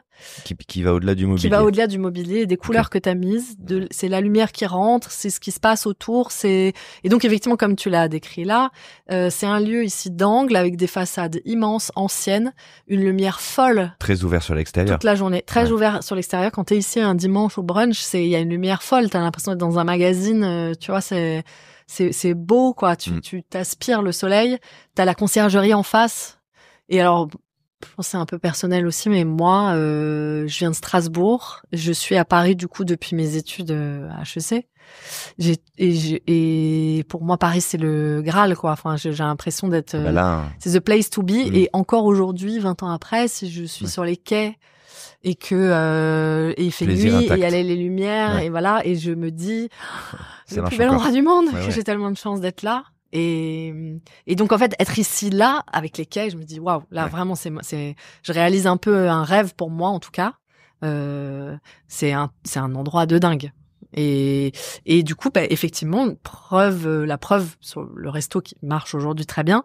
Effectivement, on nous le dit toujours. Au début, on nous disait ah waouh, tu t'es mis là, c'est un endroit où je sors jamais. Je sais. Donc on avait quand même un peu une petite angoisse avant d'ouvrir. C'est un vrai truc. Ça. C'est un vrai truc. Parce qu'évidemment, quand on dit c'est ici, moi j'ai entendu parler de ce restaurant depuis un petit moment, et il n'y a que très récemment que je l'ai spoté en passant devant. Je me suis dit mais c'est là. Et typiquement de ma vie. Ça fait t'es pas passé là depuis 150 ans, oui. Non, si, alors pour le coup, j'y passe quasiment tous les jours. Oui, mais je ne me suis jamais arrêté en 15-20 ans depuis que je suis ici. Ouais. Moi, pour acheter une plante il y a 20 ans, et puis cette boutique de déco, le pauvre qui marchait plus. Toi-même, tu l'avais fait une fois. Voilà, parce que lui, c'est pareil, c'est pourquoi il a arrêté. Il y a plus personne qui vient acheter des meubles, et encore moins à cet endroit-là, quoi. Donc, mais maintenant qu'on sait que t'es là, on se dit que finalement, quitte à être à 200 mètres, on va faire ces 200 mètres et ça a marché. Exactement. C'est ta théorie qui C'était la théorie qui s'est vérifiée, et on est bien content parce que du coup, on a un lieu exceptionnel, en tout cas, je trouve, d'un point de vue architecture, et souvent les gens rentrent et disent waouh, c'est vachement beau. Et pourtant, on a fait une déco, que je trouve géniale, mais c'est pas tu vas pas réinventer le lieu non plus. Non, voilà, c'est le lieu, et il jouait vachement. Et donc maintenant, quand on cherche des locaux, c'est ça, tu cherches une atmosphère, de la rue, de l'endroit, tu vois, une vibe, comme on va dire. Il faut quelque chose qui te précède en fait. Exactement. Il faut quelque chose qui te précède. Et tu ne fais que, et donc il y a des endroits, ils sont tout morts. Il y a des rues, tu sais pas pourquoi. Tu te dis, il y a rien à faire. Il y a des rues, on me les propose 100 fois et je dis non, cette rue je l'aime pas. Et moi, tu l'aimes pas. Je vais pas te dire, elle est pas bien, les trottoirs sont pas bien, la lumière n'est pas bien, et elle dégage un truc qui me va pas, donc pas dans cette rue. C'est bizarre. Non mais hyper bien, ça veut dire qu'on n'y va pas. Quand on a ce truc, on n'y va pas. Bah non, elle nous dit rien.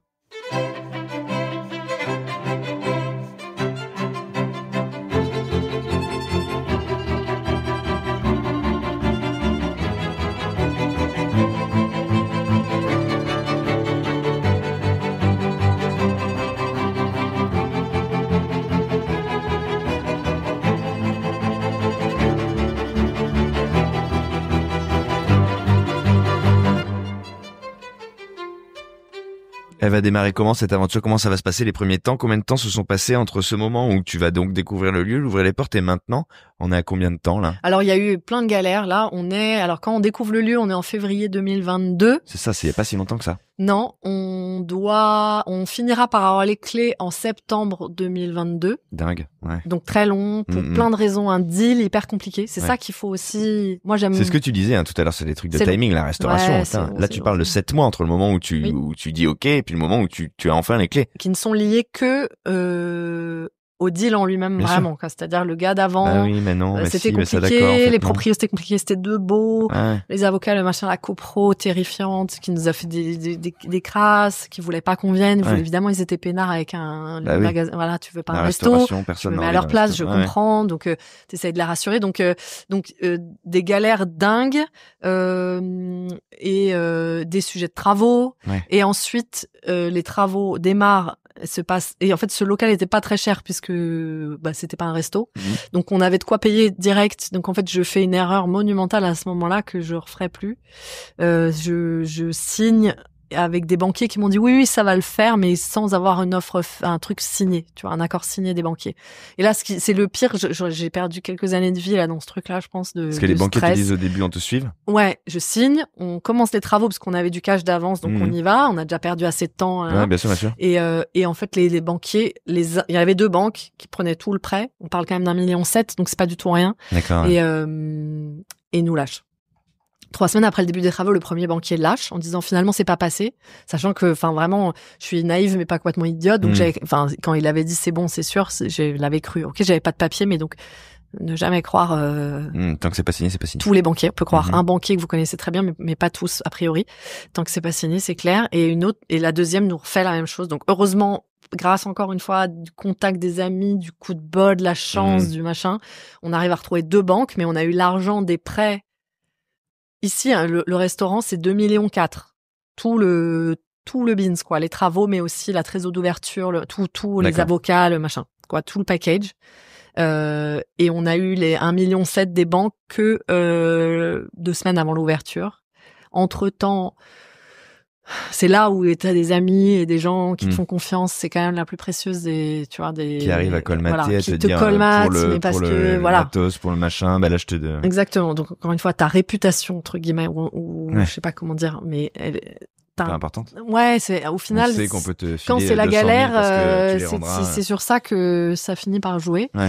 Et donc effectivement. La période, les terrible. Nuits là. Là, les nuits horribles en fait. Quand on vient demander à tes amis, c'est pour moi, c'est moi qui demande jamais rien à personne en général. J'aime même pas demander de l'aide. Jamais je me démerde de tout. C'est très compliqué. Ouais. Et oui, et puis tu te dis, en fait, je suis au milieu du guet. Ce truc-là, je ne vais rien en faire. C'est-à-dire, il y a des fils qui pendent au plafond. C'est pas revendable. Je l'ai acheté de toute façon pas cher, donc je n'en vendrai pas beaucoup plus. L'argent est parti en fumée. Ces travaux ne sont pas valorisables.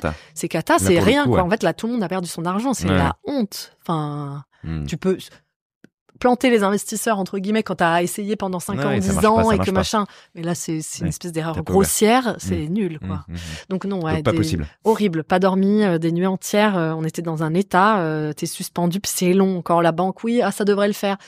Évidemment, t'as pas la réponse le lendemain. Oh là là. Tu as tes enfants à ce moment-là? Ouais, j'ai mes enfants. Alors ouais, avant Maslow, j'ai divorcé un peu avant, et donc j'ai mes enfants 1 semaine sur 2. D'accord, mais t'es déjà maman, parce que c'est aussi un dos à gérer. Parce que quand on est entrepreneur, c'est aussi. En fait, à ce moment-là, les enfants, c'est une bénédiction. De toute façon, c'est un peu le réconfort, c'est un peu le. Ça te fait prendre du recul. Voilà, c'est ça. À un moment, tu te dis quand même, refuge. Ils sont là, ils sont en bonne santé, c'est que de l'argent. Bon, voilà. Mais oui. C'est bien de le voir comme ça, parce que c'est vrai que c'est une aide parfois. C'est quand t'as la vague et tout, le soir, il y a quand même un endroit de vie. Là où où au moins, en fait, qui te ramène à la vraie fond de la vie, qui quand même est ça. Tout le reste reste. De déconnecter aussi. Le reste, c'est de l'argent, un jeu d'argent. Enfin, tout ça, c'est tu prends beaucoup de recul. Tout ça n'est qu'un jeu. C'est du capitalisme, c'est une construction. Bien sûr. On crée des trucs pour. Mais les enfants aident beaucoup. Au fond, voilà, et c'est les gens quand même le plus important. Donc ils sont là. Et surtout, aujourd'hui même, c'est plus tant la galère que ça, mais entrepreneur, ça t'aspire un peu, donc tu pourrais te perdre là-dedans et avoir des enfants, en tout cas. Avoir quelqu'un qui a besoin de toi avant avant toi, c'est vachement bien. Ça te met un stop, en fait. Voilà, il est 19h, maintenant on rentre, tu réfléchis à ta journée un peu autrement, tu délègues. Et si tu veux que ça passe demain, il faudrait que tu fasses mieux et que tu t'y prennes différemment. Exactement. Et c'est très sain, en fait. Je suis d'accord. Donc non, heureusement qu'ils sont là. Et donc oui, une période très difficile. Ça finit par s'aligner. Il reste l'angoisse ultime de se dire on va ouvrir les portes, il va y avoir personne, qui est une angoisse qui arrive à chaque ouverture de resto tout le temps, même quand c'est ton 150e. Et même quand t'es l'un des plus grands chefs du monde. Sûrement. Alain Ducasse me disait il y a pas si longtemps que ça, il m'a dit à chaque fois que j'ouvre un restaurant, je me dis mais pourquoi je fais ça? Pourquoi je m'inflige ça? Quelle angoisse, Et il le dit très sincèrement. Ah oui, mais je veux bien le croire parce que toujours, moi je trouve que c'est un métier qui est c'est très artistique en fait. C'est de la création de quelque chose, donc d'une atmosphère, d'un look. C'est très fragile. Tu dois donner envie aux gens de venir et c'est un peu évanescent ce que tu vois, tu sais pas quels sont, c'est pas parce que t'as mis le bon prix et la burrata, je sais pas quoi. Il y a pas exact, il y a quelque chose derrière qui est du feeling et ça peut planter et donc t'as une angoisse de dire ça va pas plaire, ils vont trouver ça nul, ça va pas plaire, voilà. Et donc arrive ce jour où là on a méga peur et on a là on a méga peur parce qu'en plus c'est végétarien. Je suis jamais venu ici. Ah oui, parce que t'as tous les gens qui t'ont dit végétarien, les banquiers qui t'ont dit non parce que quand même végétarien vous êtes des fous. Enfin t'as eu des signaux si tu veux avant de gens qui te disaient des signaux, en tout cas des messages, des avis, des messages. Et au final ça marche tout de suite.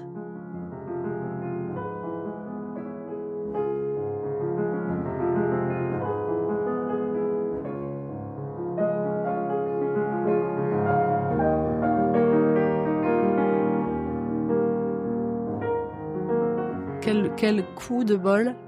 Ça marche parce que je pense qu'à ce moment-là, il y a le marché, enfin les gens étaient prêts pour un truc comme ça. En fait, c'était le bon timing. Voilà.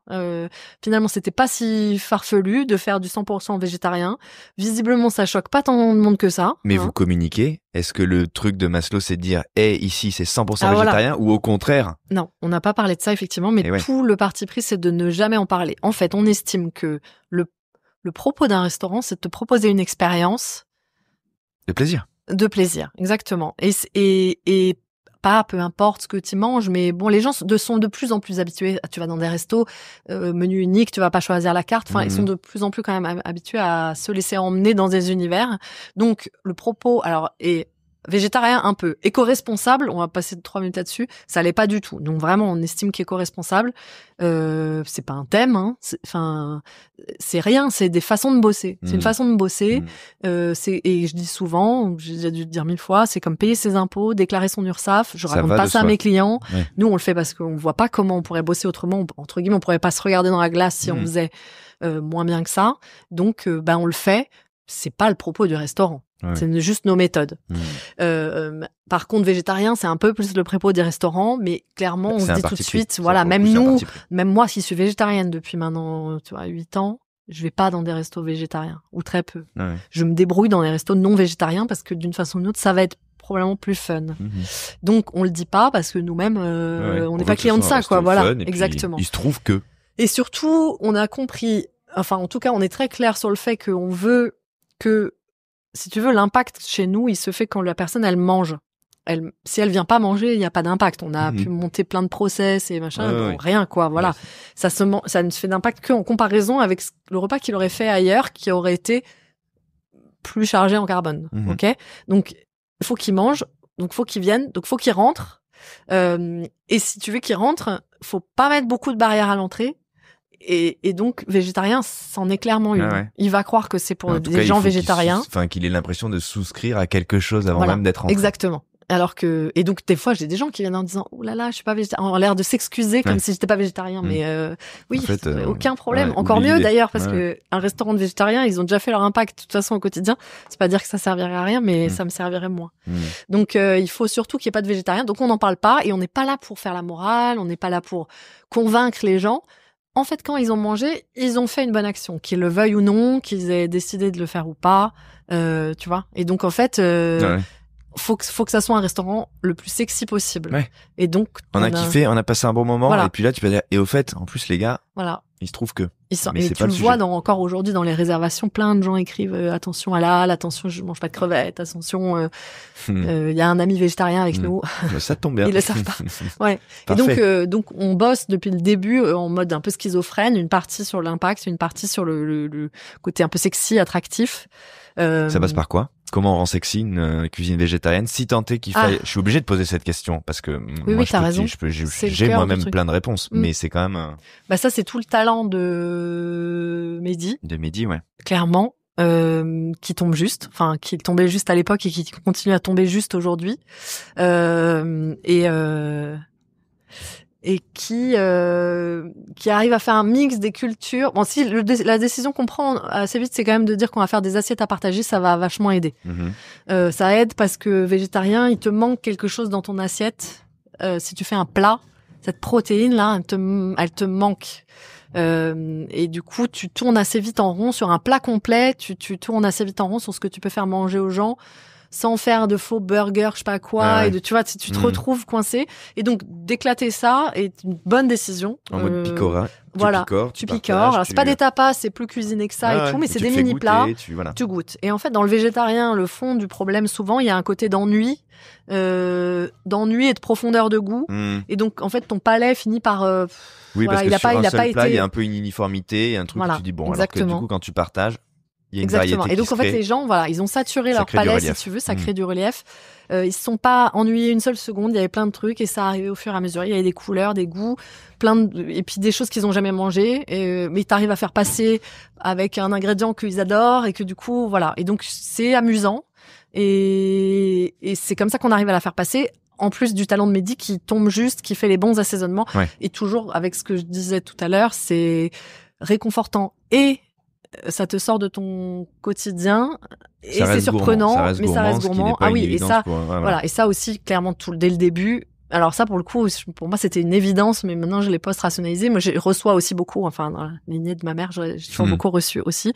Et depuis, quand je suis devenue végétarienne, j'ai reçu en végétarien, avec des gens qui ressortaient toujours en disant, waouh, mais en fait, c'était vachement bien. Bah oui, mais parce que l'histoire du végétarien est venue par le healthy, le yoga, et que, du coup, ça allait avec ça, et donc on a mangé des tofu frits et en fait, ça n'a pas de rapport. En étant végétarien. Voilà. C'était juste enlever la viande et le poisson. Il reste 1000 choses incroyable et très gourmande. Donc le gourmand, effectivement, est un non-sujet, je pense. Je me préoccupe pas non plus de savoir si tu vas avoir des carences en protéines. C'est pas mon sujet. T'as probablement mangé trop de viande cette semaine déjà. Donc en fait, je vois pas pourquoi je me préoccuperais de te mettre absolument des légumineuses ou je sais pas quoi. C'est pas mon sujet. Et on s'est aussi dit tout de suite, alors voilà, pour des raisons écologiques, mais ça te force. Je sais pas qui est le précurseur de l'autre, mais on s'est dit pas de produits transformés pour des raisons écologiques. Donc, a priori, pas de fausses viandes, faux poissons, faux fromage, faux machin qui, je connais pas la totalité du marché, je veux pas insulter ceux qui font des choses très bien, mais a priori, souvent, soit sont extrudés, texturés, machin, soit ont des additifs pas cool. Donc, on met pas ça. Donc, quand tu mets pas ça, ça t'oblige à être vachement plus créatif puisque du coup, tu ne peux pas imiter tu peux pas aller dans la facilité en fait si tu veux. Donc ça te fait des propositions t'es obligé de te challenger exactement. Donc c'est pas tous les jours facile, j'imagine, pour Mehdi, c'est dur, c'est de la créativité pure. Et puis des fois t'as pas d'idée, t'as une page blanche comme dans tous les métiers créatifs.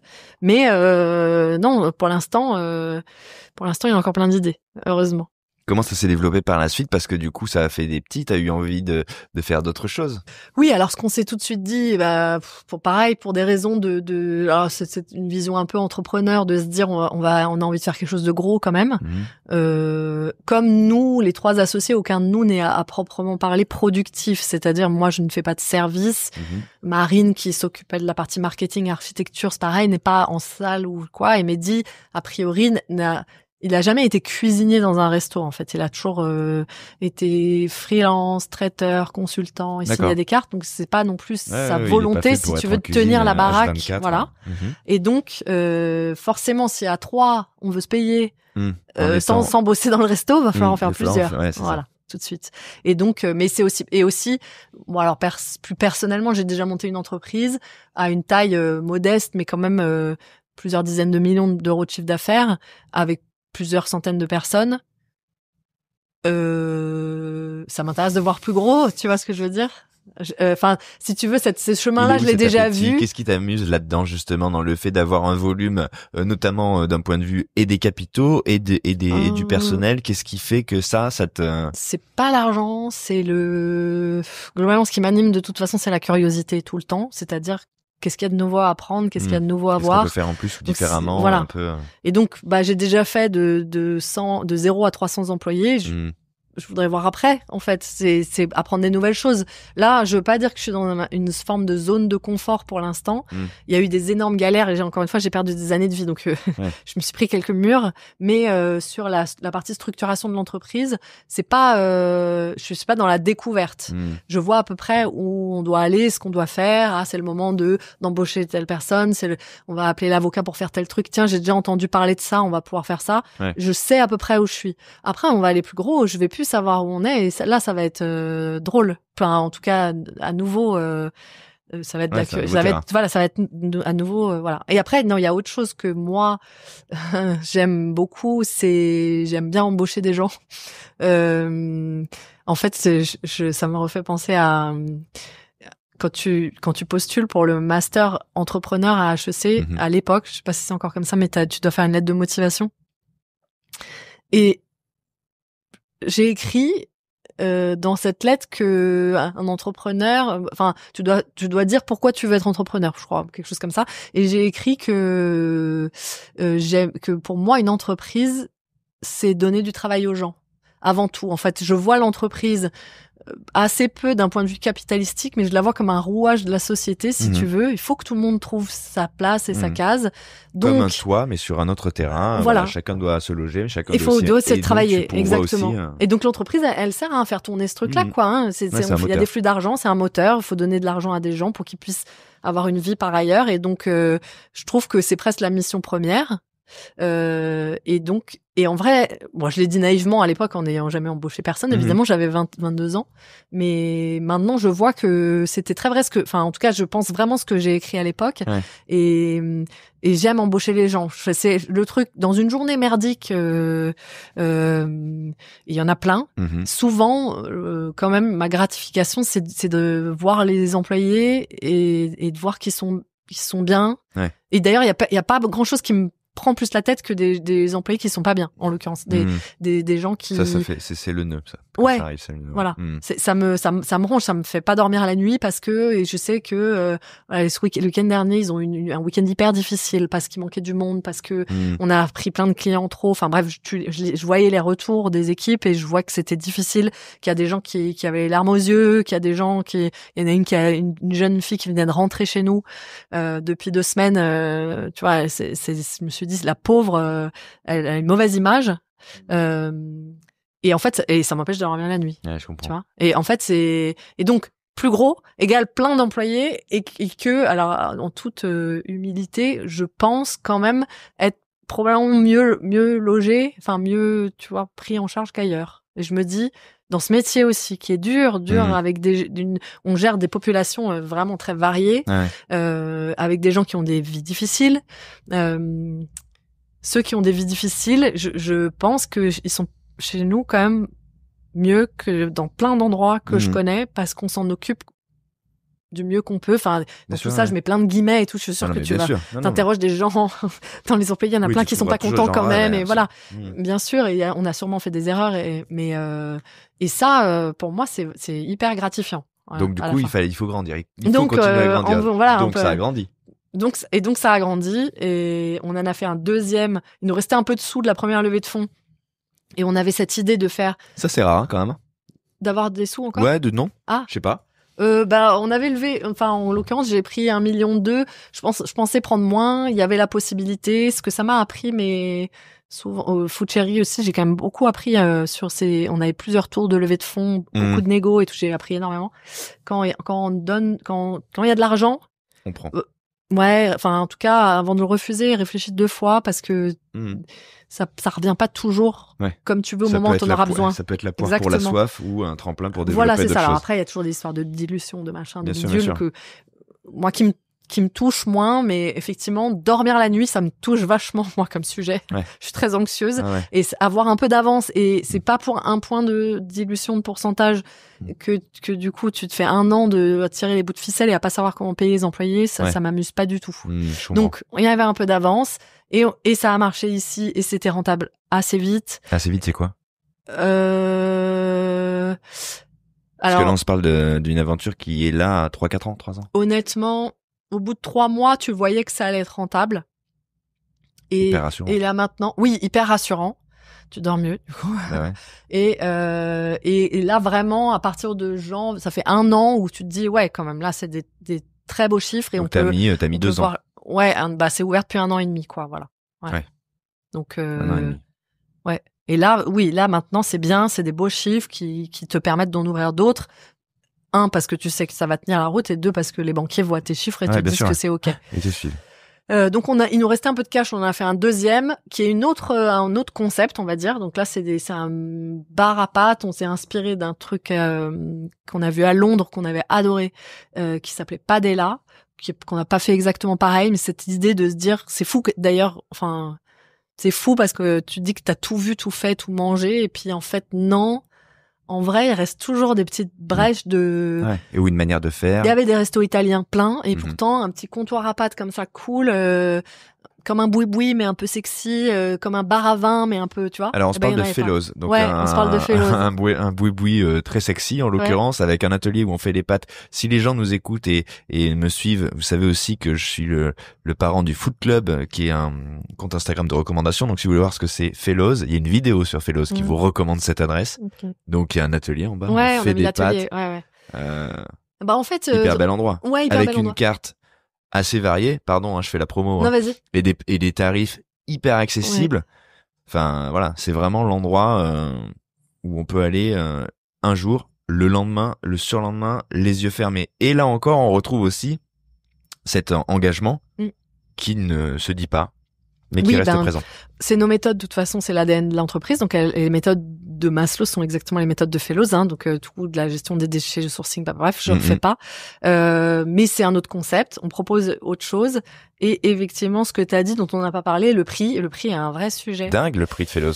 Les pâtes sont faites en bas. Non, mais en bas, faut se le dire. Il y a un atelier, les gens sont en train de faire les pâtes, on les voit. Elles sont fraîches. Ouais. Elles sont fraîches, elles sont faites, ensuite elles sont cuites à l'étage. On peut manger en bas. Il y a une grande table, c'est hyper sympa aussi. On peut manger devant l'atelier.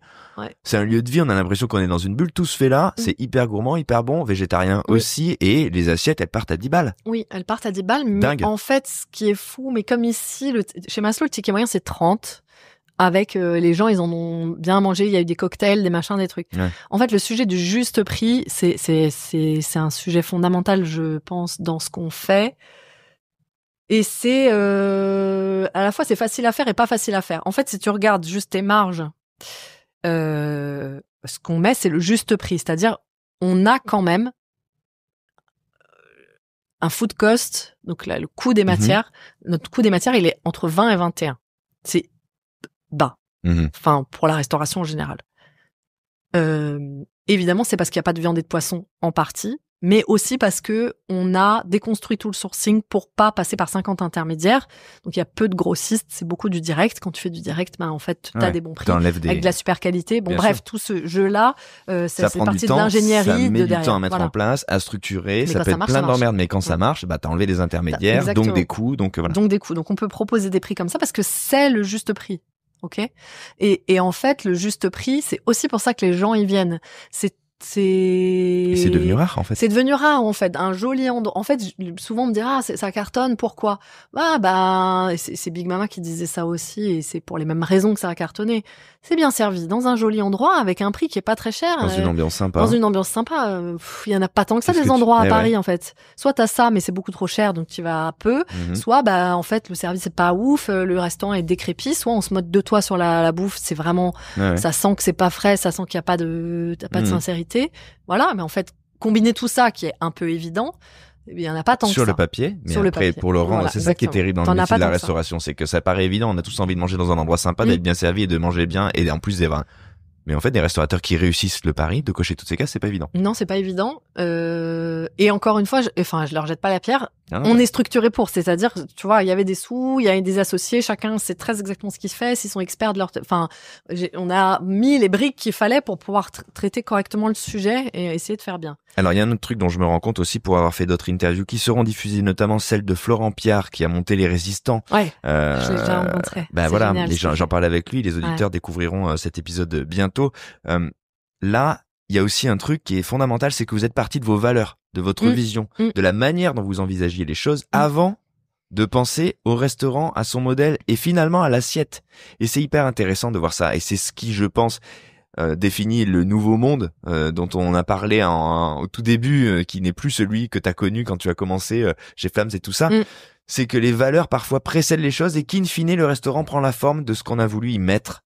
Ouais. Et ça marche comme ça. Et moi, je le dis autrement aussi, c'est que dans plein de business, non, c'était très clair, mais je dis autrement parce que c'est un peu lié.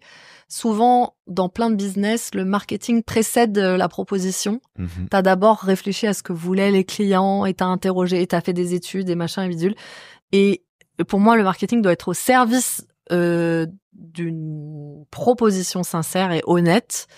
Et ça, c'est ça le bon marketing.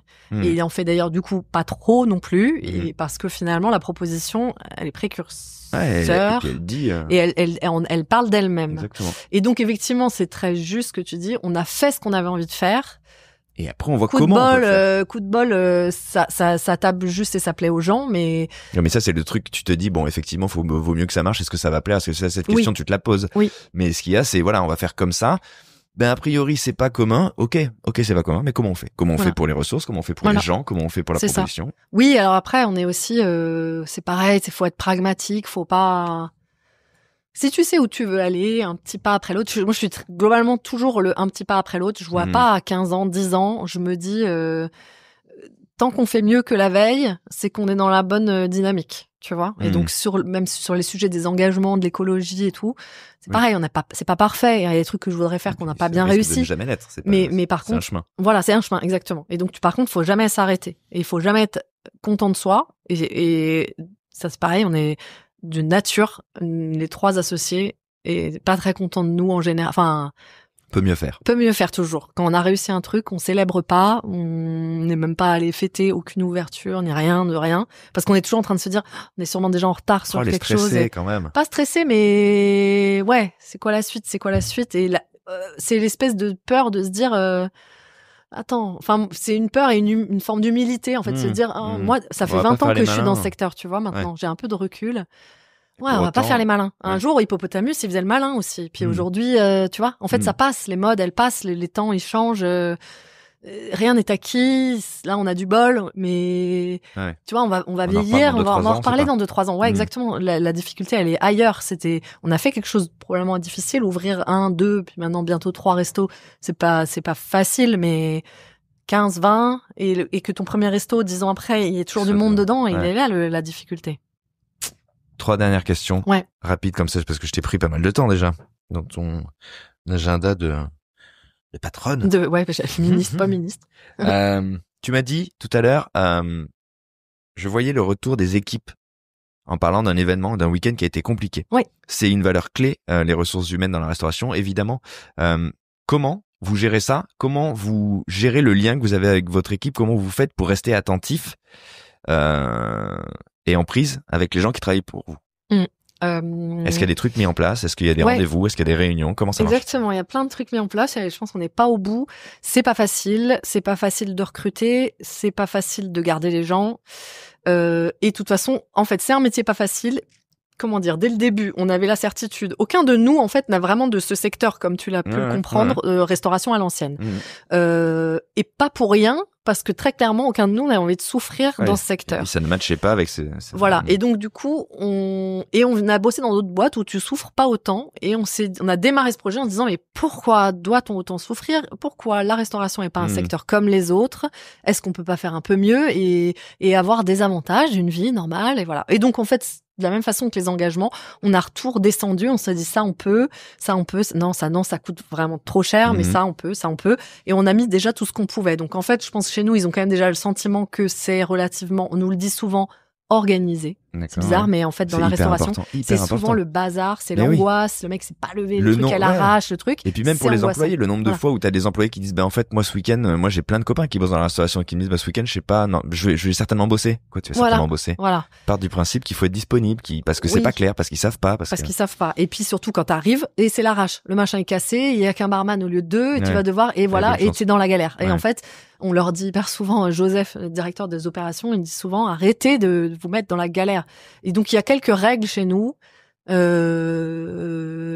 j'ai toujours eu, chez Food Cherry aussi, c'est que le cœur du réacteur, c'est les équipes.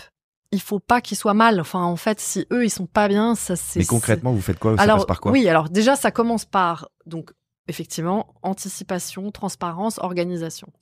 Ça passe par, alors c'est pas sympa ce que je vais dire parce qu'en fait c'est un peu le serpent qui se mord la queue, mais ça passe par, fais un truc gros, vas-y, viens, parce que plus t'as d'argent, plus t'es large pour pouvoir en redonner aux autres. C'est sûr que c'est la galère et que t'as 3 bouts de ficelle.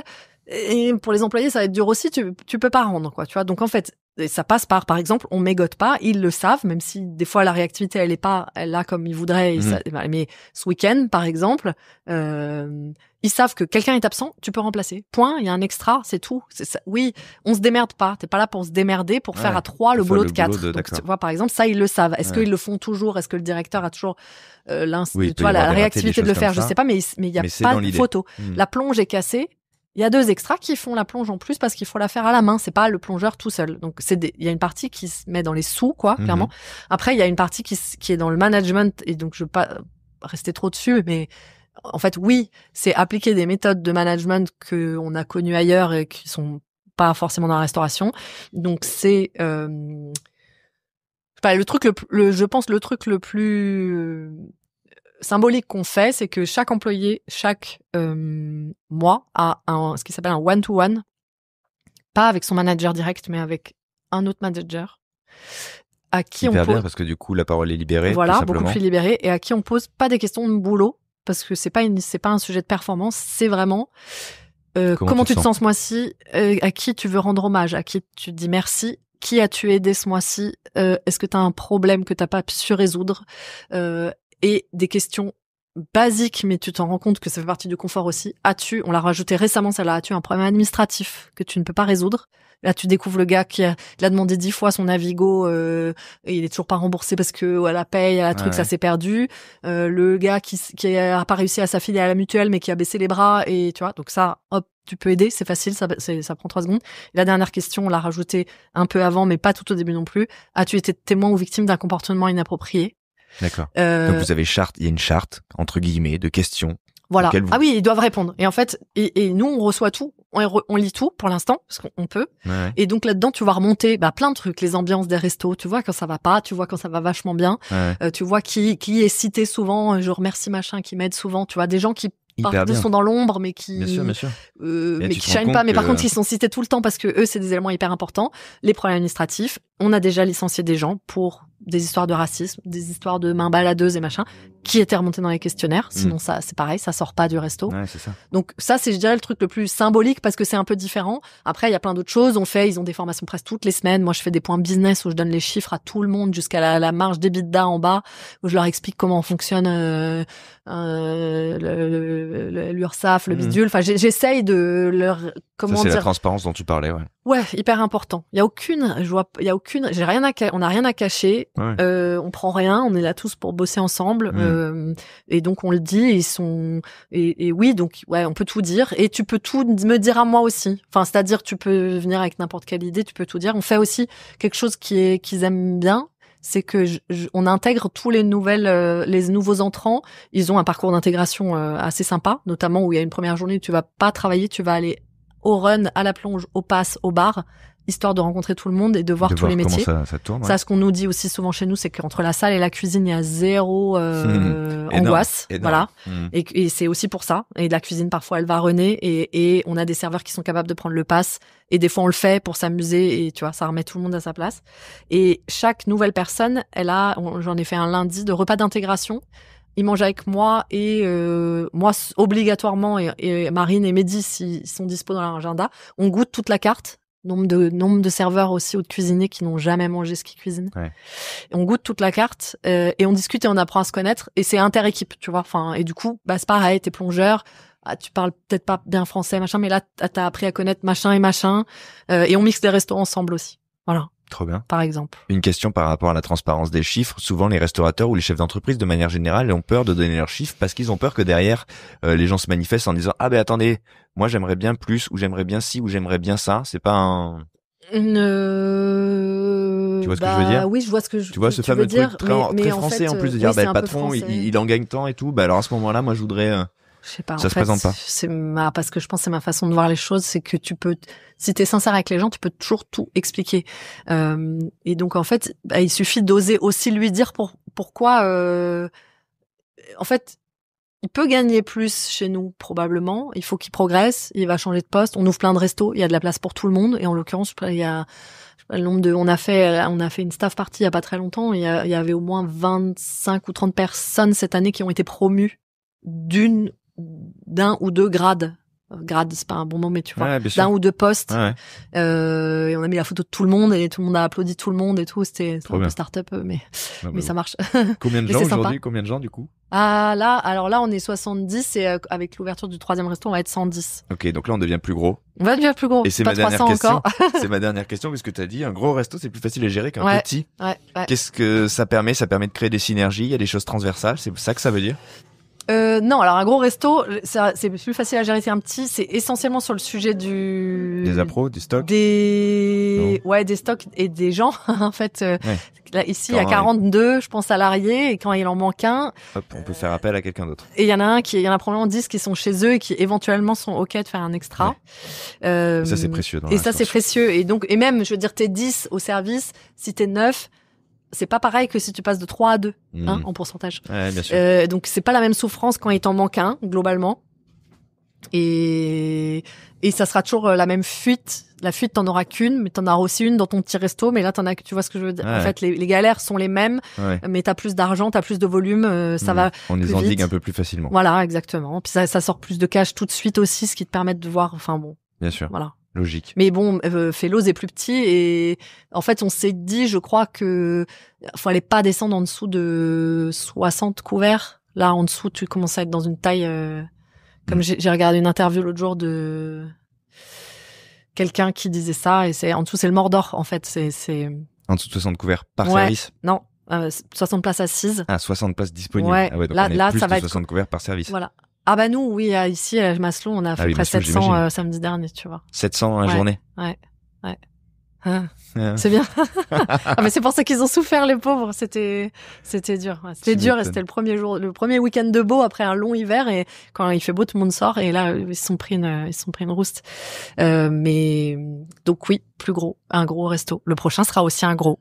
D'accord, c'est ça ce que j'allais dire. Donc là, on continue, on reprend nos valeurs, et puis on retrouve des... Exactement. Un autre lieu, un autre look, un autre lieu, une autre carte, mais en fait, on va... Esprit. Oui, le même esprit, ça va être un Maslow. Ça va être un Maslow un peu différent de celui-là, mais faut qu'on comprenne que on va pas, on n'a pas la prétention d'arriver à inventer 1000 restos différents quand même, tu vois ce que je veux dire? Ouais, je comprends. Donc c'est un Maslow, et on est en train de visiter pour un autre Fellows aussi. Ah. Puis peut-être qu'on fera une troisième, j'ai encore, tu vois, dans la besace de chez nous, il y a encore 3 ou 4 idées pas mal. Mais pour les banquiers et les investisseurs, on va les ménager un peu. Pour l'instant, on va faire ce qu'on sait faire. Je reviendrai. Maslow, Fellows, ça vient de quoi ces noms? Ah, alors Maslow, c'est la pyramide de Maslow. D'accord. Ouais. Donc les besoins, la pyramide des besoins. La pyramide des besoins, en fait, c'est une vieille histoire. On cherchait un nom chez Food Chéri, ça datait, mais j'avais beaucoup de journalistes qui me disaient, ah, vous dites mieux manger, ça veut dire quoi mieux manger?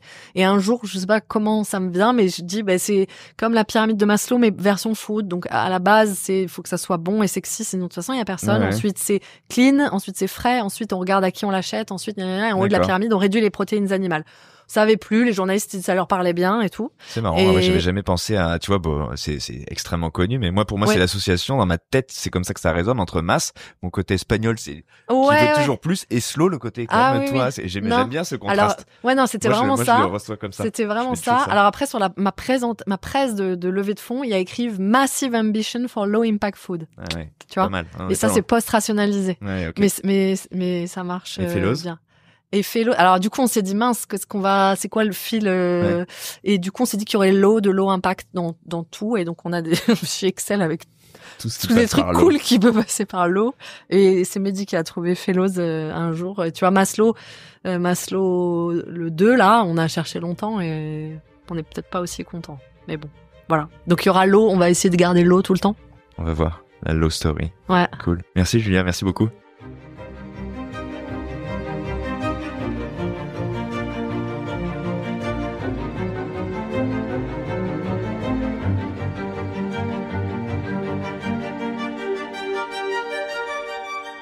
Merci Julia d'avoir partagé avec nous ton histoire et ton parcours. Je suis certain que, comme moi, il aura inspiré nombre d'auditeurs, d'auditrices, car ce format, il est fait pour ça. Pour les passionnés de gastronomie, évidemment, pour les pros qui veulent toujours rester connectés à ce qui se fait, et pour celles et ceux qui, demain, seront à la tête du restaurant de leurs rêves. Merci d'avoir écouté donc ce format jusqu'au bout. Écrivez-moi sur Insta, @chefpodcast, chef au pluriel, podcast au singulier. Donnez-moi votre avis, faites-moi des retours.